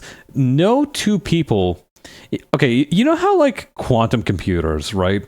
Quantum computers don't necessarily do anything special. They're just good at doing things that are already done, but much faster. It's a lot like that. You're at the end of the day, you're all skinning the same cat, but the kind of knife you're using is what's different. Heck, you might not even use a knife. You know, like that. What do you call? And Jackson Pollock fella.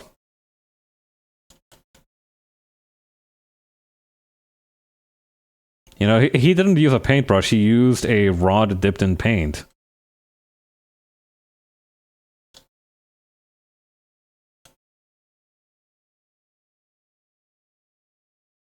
But yeah, I feel like that's why making art tutorials is very difficult.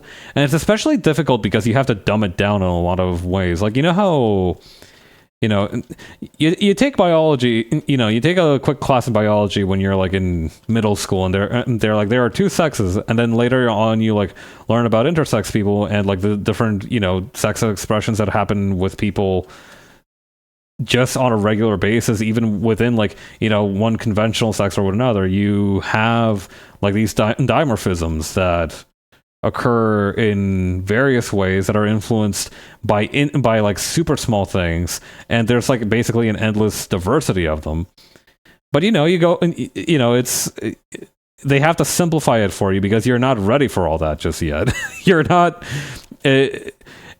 Like it's like being told you need to be told how to walk before you run, right? And again, I feel like that's why making art tutorials is hard because you know you will doubtlessly need to dumb some things down, but you know you'll have some dude in the comments being like, "Well, actually, you don't need to do this. You know, you're a bad person for saying you need to do it this way." Because well, maybe I'm just making up a guy here. I should pace myself a little bit. I might just be making up a guy here, but it does feel like a lot of people are like, "No, this art tutorial is stupid. It says you can't do this." And I think to some extent it is true. Maybe there is a bias. That's too much muscle. That's too much muscle for what I'm trying to go for here. That's better. Don't get me wrong. I have big, beefy arms, but trying to giving myself too big of a bicep is prideful. I do not rock with it. But yeah, no, like teaching people how to do things is tough, and especially teaching people through a medium that's meant to be widely consumable is tough. That's why in a lot of situations you get more progress by, you know, being personally taught by someone rather than trying to find an instructional manual. You know, that person is probably somebody who was taught themselves by a person individually and now is able to provide you with information that is to cater to your needs. I saw this panel from EPO the other day where it was like you have to like if you're a coach, you have to know, you have to like stay super on top of your boxer's condition. You have to know how they're doing. And that is stressful, but I would argue, you know, it's all different approaches at the end of the day.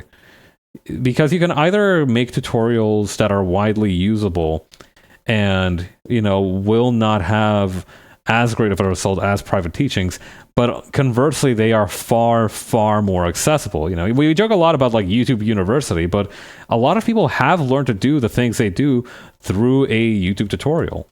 It is a valid method for learning. Maybe not the most efficient or orthodox method, certainly, but, you know, it is a method. And anything that kind of increases the net information available in the world is never really a bad thing, honestly.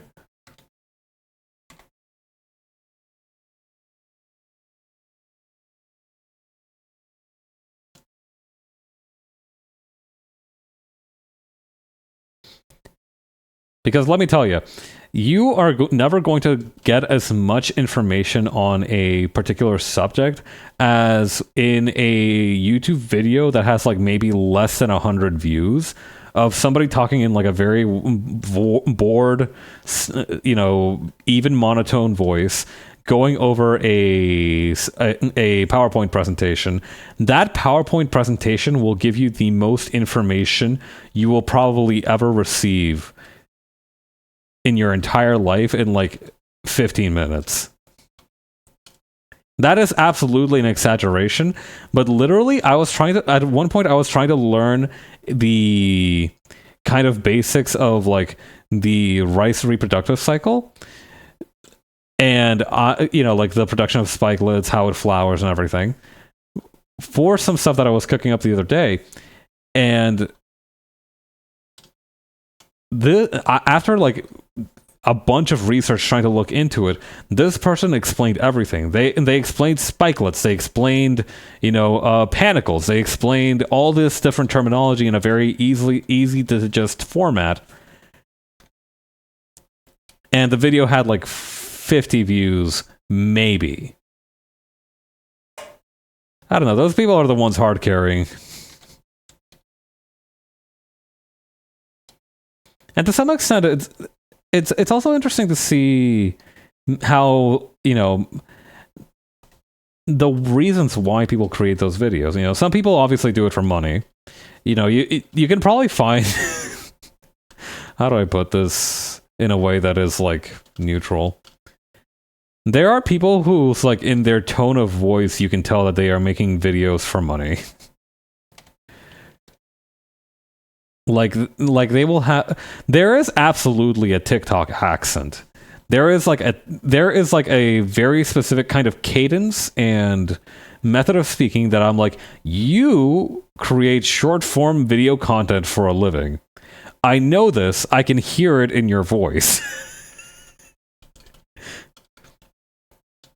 And the crazy thing is, you can hear it. You can absolutely hear it when somebody. Well, actually, that might be a little bit of an exaggeration. You don't hear it when they speak normally, when they talk day to day, certainly. But you can definitely hear it if it's like, how people have a quote unquote customer service voice, right? That's a real thing. People who work service restaurants often say that they have a customer service voice. And it's useful because, it's just this very much kind of standardized, not necessarily genuine cheeriness that is supposed to be welcoming and helpful to the customer. There is like a customer service voice, but like it's when people are recording themselves or how they present their content. And what's interesting is that not everybody has it. Like I have been using more and more YouTube Shorts. I don't go on the Shorts tab to like infinite scroll, but if I see a thumbnail for a YouTube short and it looks interesting, I'm going to tap that thing.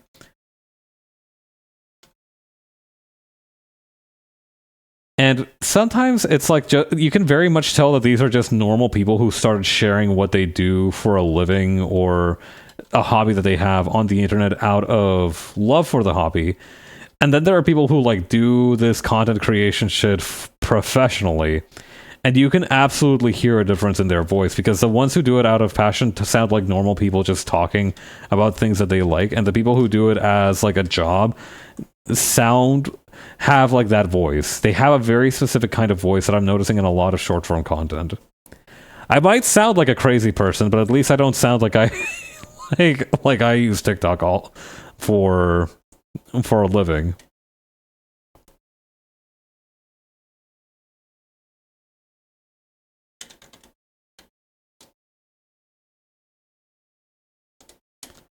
Honestly, it is a bit of a concern how much information is being stored long term. Like I'm not saying we should have like, it's not good to lose information constantly. I wouldn't want that either. But it's also not great that like 15 years from now, like some of these people, some of these content creators are going to be like starting families, and like their grandchildren or something will be able to see them like spray painting a 2-story tall Among Us graffiti in Belfast, the UK, on a 2-day trip they took there for the express purposes of vandalism. You know, I wouldn't need to know all that about my ancestors slash grandpa slash parent. You're supposed to learn about that shit the old-fashioned way. The topic randomly comes up in conversation. They say something crazy, you acknowledge it, and then you move on.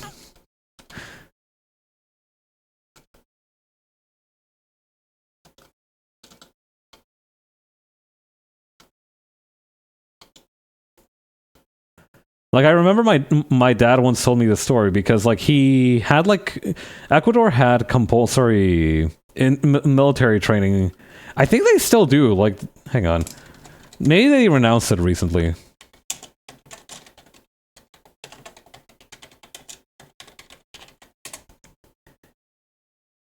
Blah, blah, blah. Armed Forces of Ecuador. Blah, blah, blah. Mission, geopolitical situation, history. What's another word? Like, mandatory?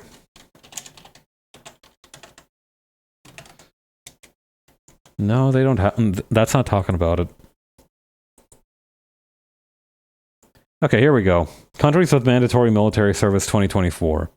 So Ecuador does no longer have mandatory military service. All right, neat. Blah, blah, blah. Ecuadorian army. Not interested in their military strength. It's probably not very huge. Hang on. History.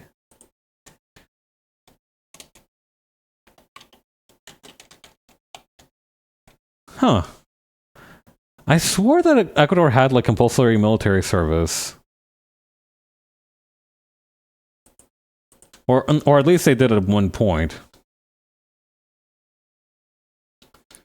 I remember that was something that I was worried about when I was, like, moving out of Ecuador. Is like, oh man, are they gonna call me back to do my thing?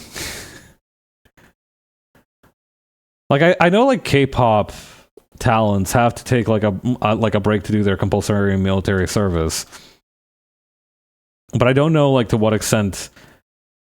I don't know if they're out of the country, is it still enforced? I don't know enough about the details of it to say for sure.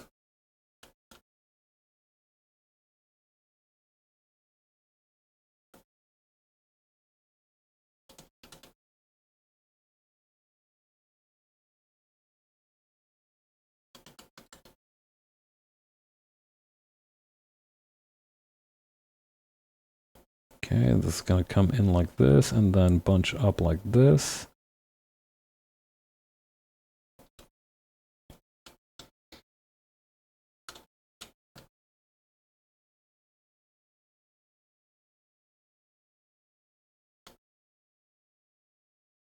Okay, very nice.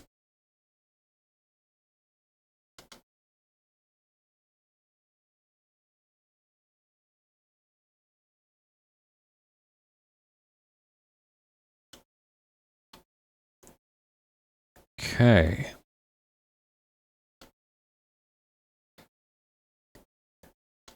I do feel like I need some more practice drawing feet. I need to do a drawing figure study drawing stream at some point soon.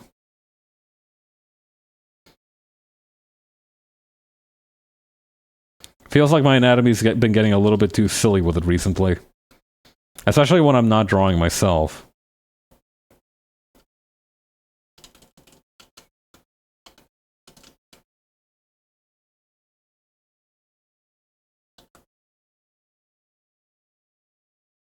I mean, nothing wrong with having a stylization, a specific style, right? But at the same time, there's a difference between having a style and not learning the fundamentals, right?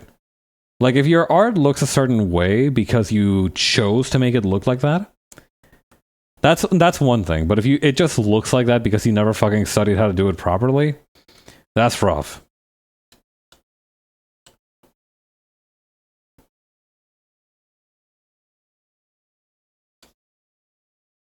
Yeah. I don't know. There's a phrase that I heard at some point. I don't remember where I saw it first, but it feels like it resonated very deeply with me. And the phrase was that the only freedom comes from skill. And damn, that is true as hell. Because if you think about it, right? Especially in the creative fields, obviously, the phrase applies in many other situations as well.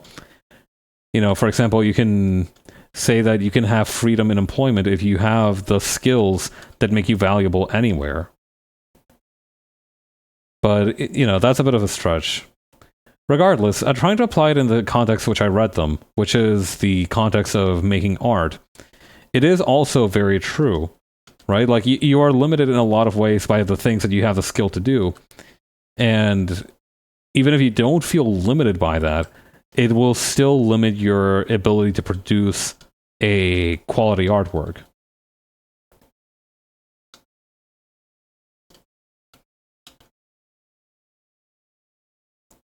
You know, it is very important to be mindful of it, because if you... Again, it's very difficult to want to learn things, and it's very difficult to occasionally to be in the mindset to learn things. But I do think it is absolutely vital, and honestly borderline impossible to stop learning throughout your life.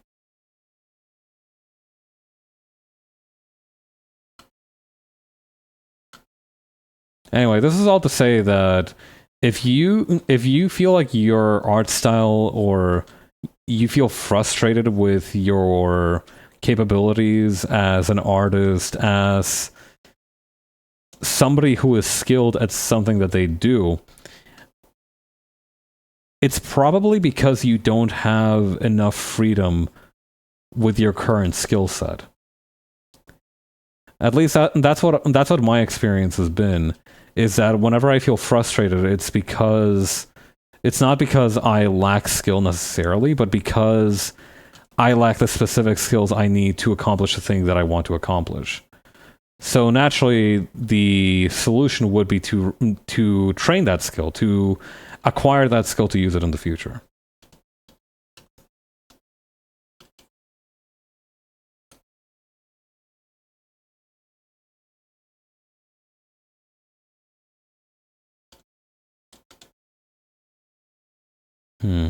I think it's better if I do the symmetry tool from the other side.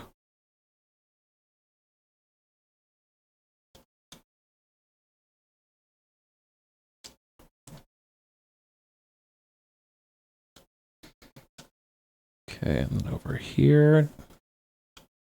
How do I make a straight line again? Okay, all this talk of like freedom and skill.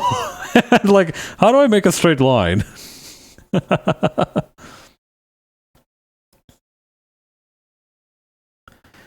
God. The shocking thing is, something that shocked me to realize is that I have an American accent, and that's extremely obvious for basically anybody who talks to me. But like, realizing that I had a really strong American accent with how I speak English was like a shocker to me. I was expecting to have like a Spanish accent for all my life, because English is not my first language. And yet here we are. I sound like I should be holding a hamburger in one hand and drinking a big gulp in the other. I don't know. Big gulps aren't necessarily like symbolic of America, but I do feel like they are an American symbol, if that makes sense. Emblematic might be a better word.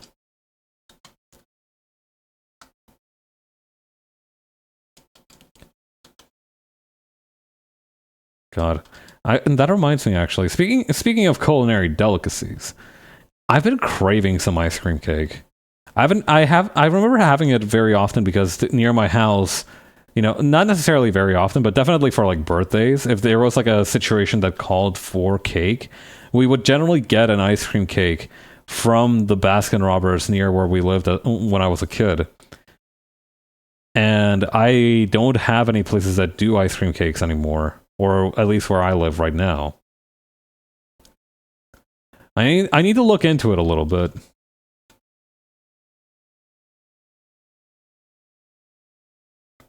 I'd like to eat some soon. Although I might need to find a couple of people to help me accomplish the task with, to begin with, because I feel like I would have a difficult time demolish.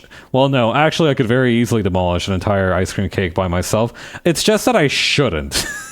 You know, it's it's not an issue of capability. It is an issue of not okay. How would you say this? It's not an issue of capability. It's more so an issue of physical concern for myself. Broadly speaking, you're not supposed to eat if something is created for like a large group of people and you can put it away by yourself. That's not like a moral judgment or anything, but like it probably isn't good for you to eat so much in one go. You can eat the whole thing, just like not in one go, you know? Well, I guess if you're really hungry, there's really no reason not to. Like, if you have food was created to be eaten. So if you're hungry and you have enough of something that you can just like reasonably just tear into it and not really worry about the consequences, I don't see why you should worry about the consequences.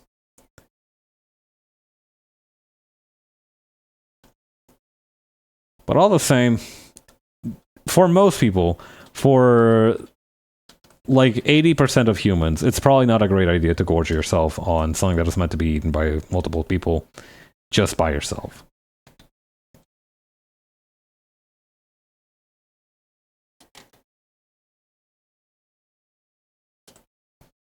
There we go. I might as well do this top one too while I'm at it.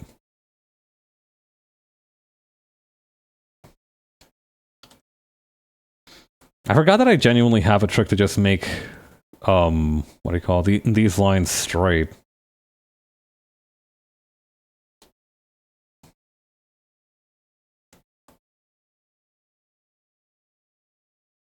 Hang on.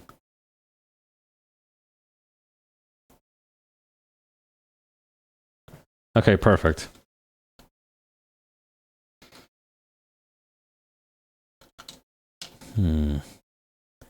Let's try to take care of some of the other parts first. So like this. Or actually, couldn't I just like... Hang on, since I have... Oh, I maybe should have put tabs on a different layer. It's not too late to do that though. Hang on, let me do that real quick.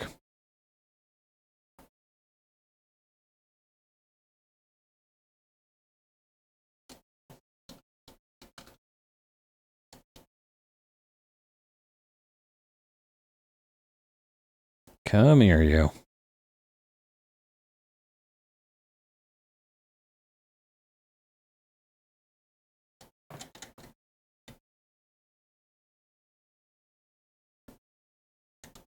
I missed a couple of lines here and there, but that's fine, probably. Yeah, no, I don't... I think one of them was like the very edge of my foot here. I don't think that's gonna be like a world-ending catastrophe. That's fine.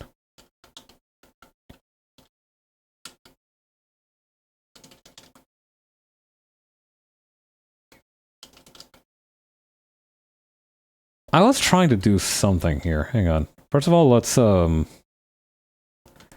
me add a little bit more external edge to this one here. Because right now it looks a little bit like it's receding. And that's not what I want. That's not the vibe here. Okay, now this should work.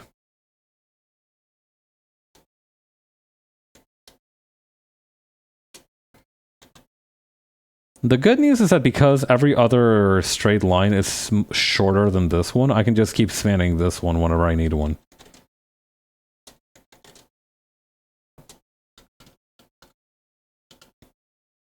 Actually, I should have used the top one because that one's genuinely straight. I mean, this one looks fine, though. I don't... And, you know, it's already there. Why not?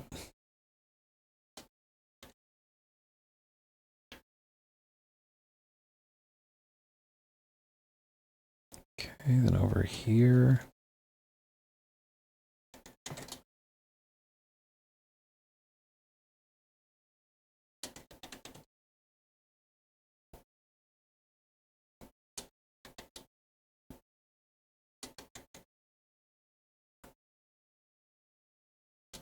That should be fine.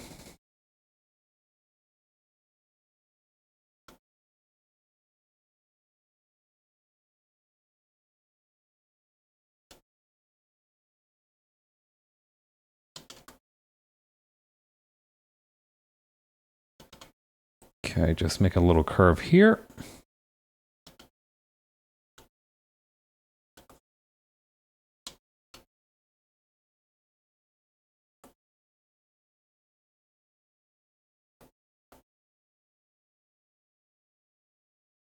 Nice.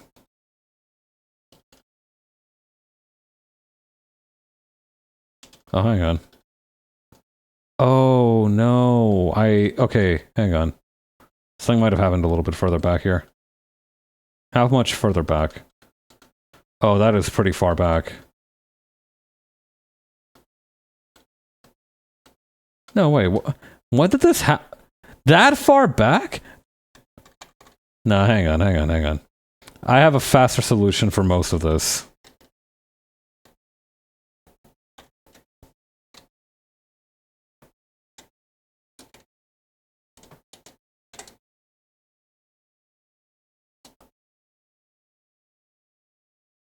And there we go. It's like I was never there.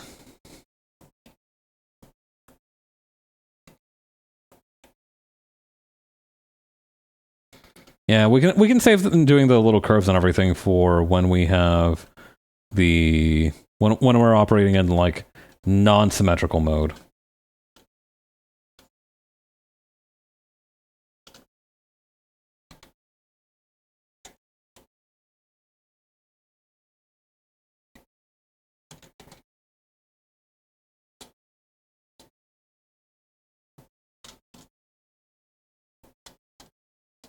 Okay, and then over here.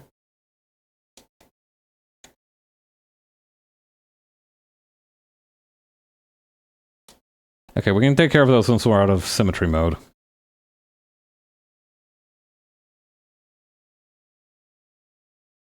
Wait.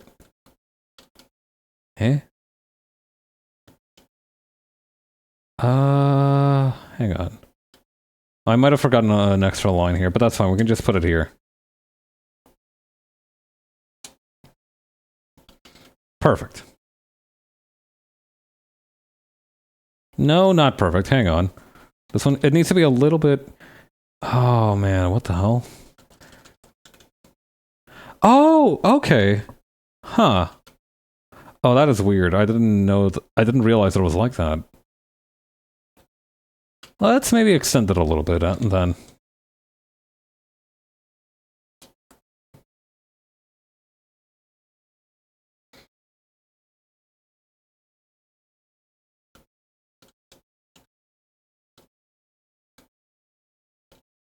Okay, is there anything else that we should be doing in symmetrical mode? I think we're more or less finished.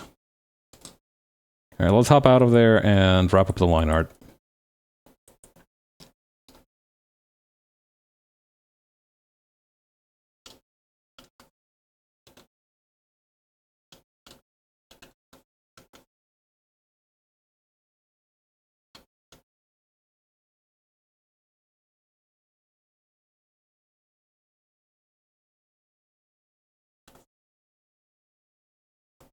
Okay, little by little. So let's start with the power button down here.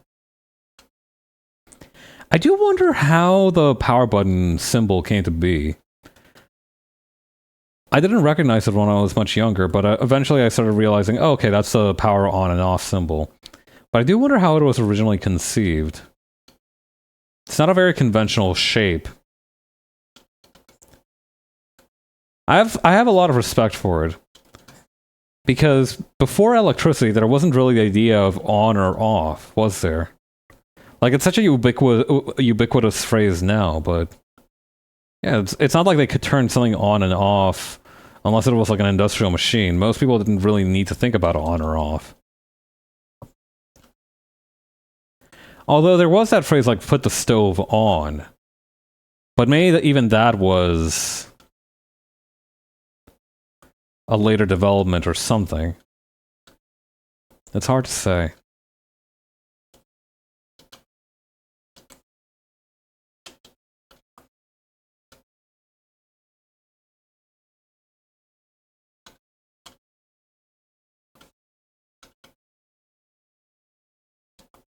All right, very good.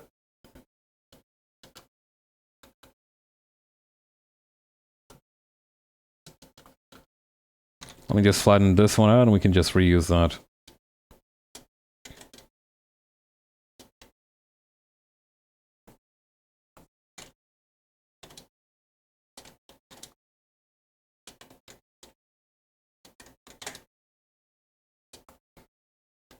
Then we can just grab one of these, flip it turnways.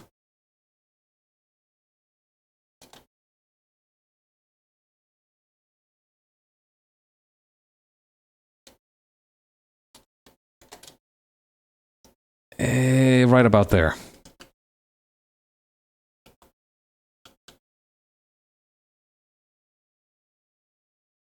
Okay. Yes, I don't know why I love this little texture. This little, like, greebling. The word greeble is crazy, huh? They just invented a word for adding more detail onto crap.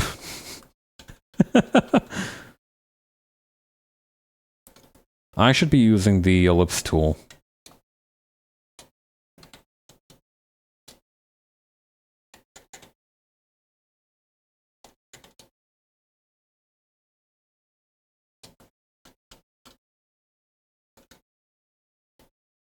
Okay, there we go. And what the hell, let's bring this one downstairs too.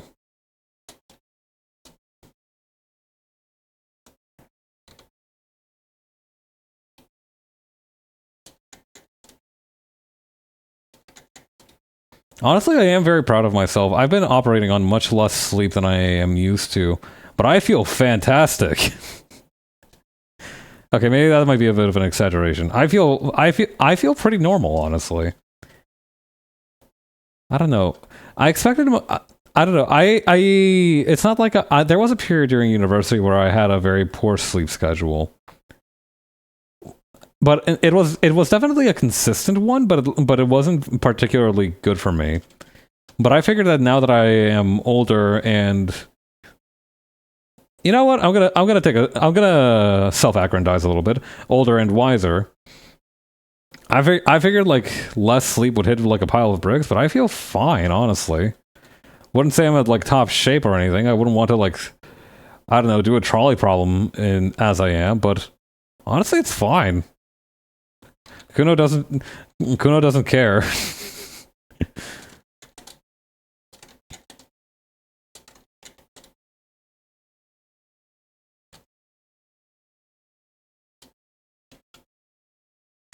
Alright, time to make so many dots.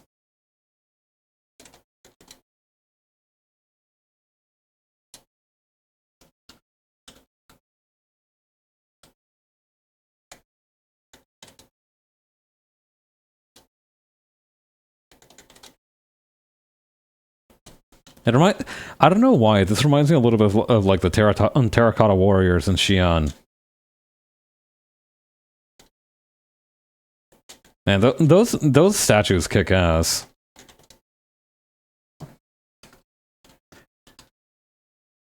Could you imagine how awesome it would be if you could just like command an army of like porcelain soldiers? Forget about go my scarab, go my vitrified servant.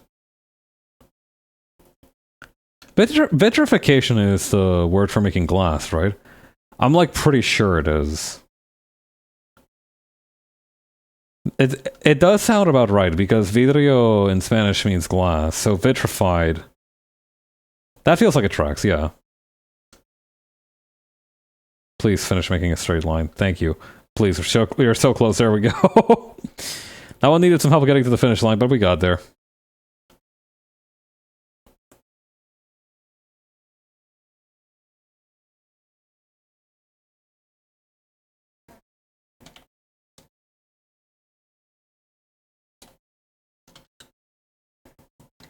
Okay, so I'm going to just...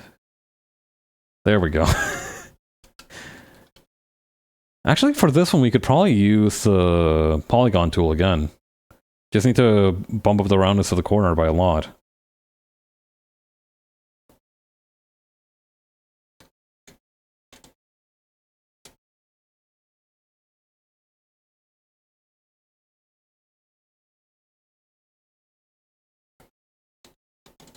Okay, let's just grab these two at a time. Just how I do stairs. Honestly, I do feel a little bit... The older I've gotten, the more I feel like a little bit of a tool when I take stairs two at a time. Like, when I was just inexplicably in a hurry when I was younger, so it became kind of like a habit to just always take steps two at a time. But now that I have a more reasonable expectation for, you know, how fast I can go somewhere, how fast it takes to get there, there's really no reason for me to be hauling ass so frequently. So now when I like go into like my apartment building, right, and I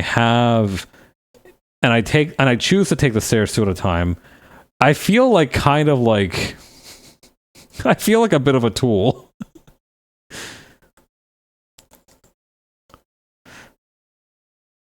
It feels a little pretentious. It does feel a little pretentious. I think that's a better word than saying, like, I feel like a tool. Because I don't feel bad about it. It does feel, however, like, what the fuck?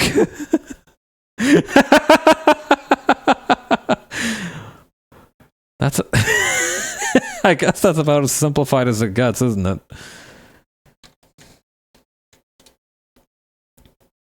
One post that lives in my mind, basically rent-free, is this guy who was like accidentally taking Benadryl instead of melatonin one time to use as a sleeping aid, and obviously he took enough Benadryl to like have hallucinations, as was what tends to happen when you take Benadryl. But he didn't think it was like a thing, an occurrence of the Benadryl. He just thought he naturally had nightmares forever. And I was like, man, it's hell getting old. God.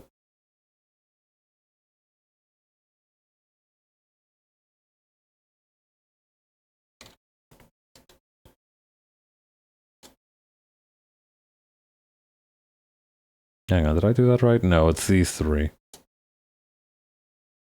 Come on, bud. There we go. Why is it... Why... Hang on. Yes. Yes. Yes, okay. I don't know why it did that. What it felt it could prove by acting like that. But I guess it's fine now.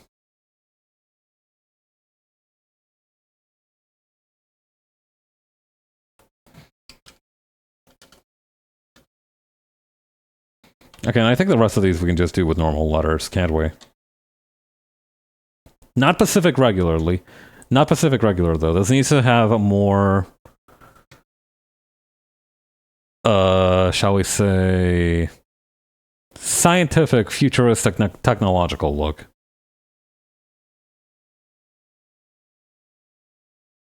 I had something like that, but I don't remember its name.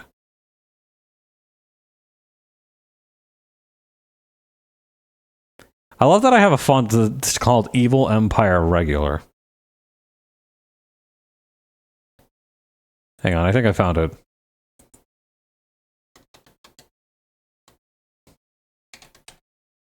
Perfect.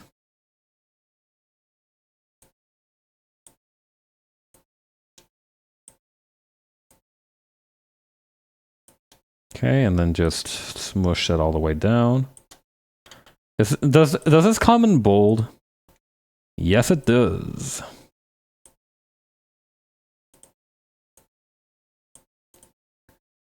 Okay, what I might do is I might just grab this, smush it a little bit. Yeah, okay. And maybe extend this one out a little bit. Now that's an effing logo. I might make it a little bit smaller.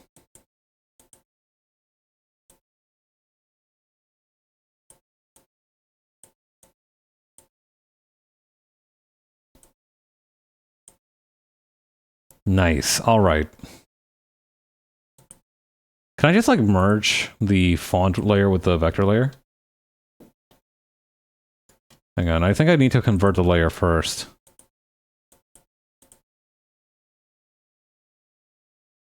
I'm not a fan that it did that. Okay, it's gonna stay as a text layer, I fear. Okay, then next up is the doohickeys down here. And after that, I think we're more or less done with the line art. I think that'd be a good place to call it for today. Oh, I'm still in the G-Pen mode.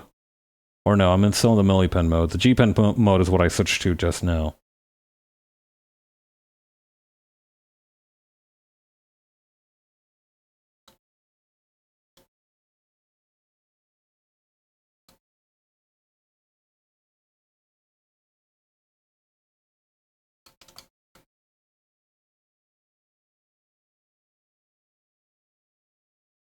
Okay, then over here.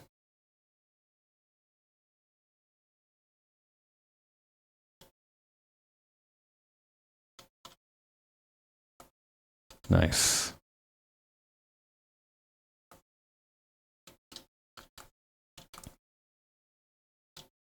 Okay, from there, we just need to make a square.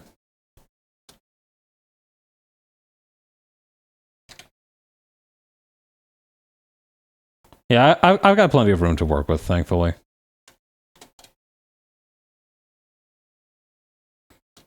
Oh yeah, another thing that I've picked up from... So, I mentioned earlier that I've been using this more bougie kind of neighborhood supermarket that I found in my neighborhood. And I will say, one of the things that they've managed to get correct... Okay, I mentioned...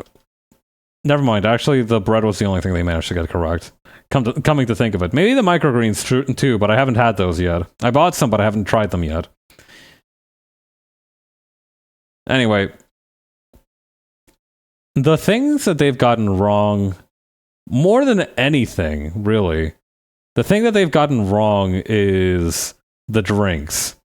Near the exit of the store, they have a drinks section. And in my innocence, I bought a couple of drinks from there.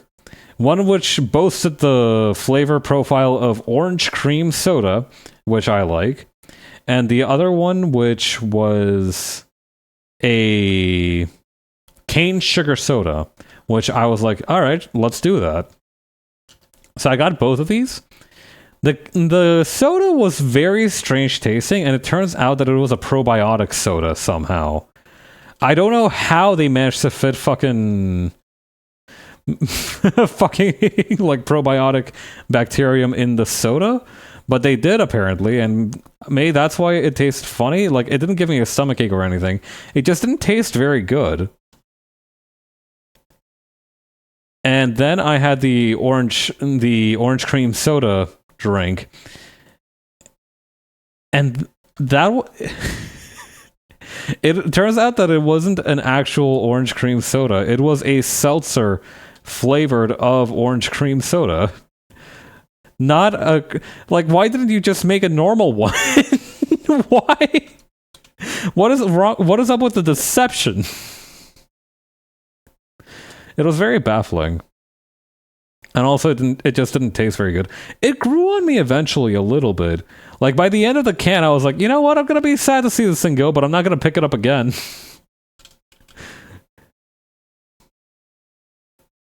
It was a very strange experience, but I think actually we're done with the line art. Oh, man.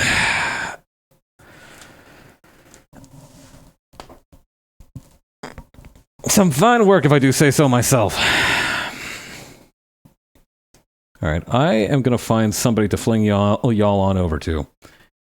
Is anybody streaming today?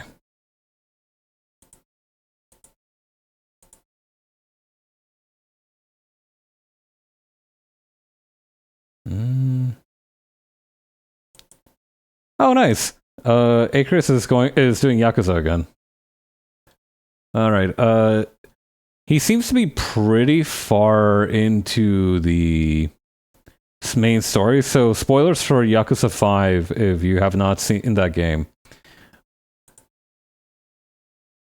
In the meantime, I hope you have a great rest of your weekend. I hope you have a lovely evening, and I will see you all later.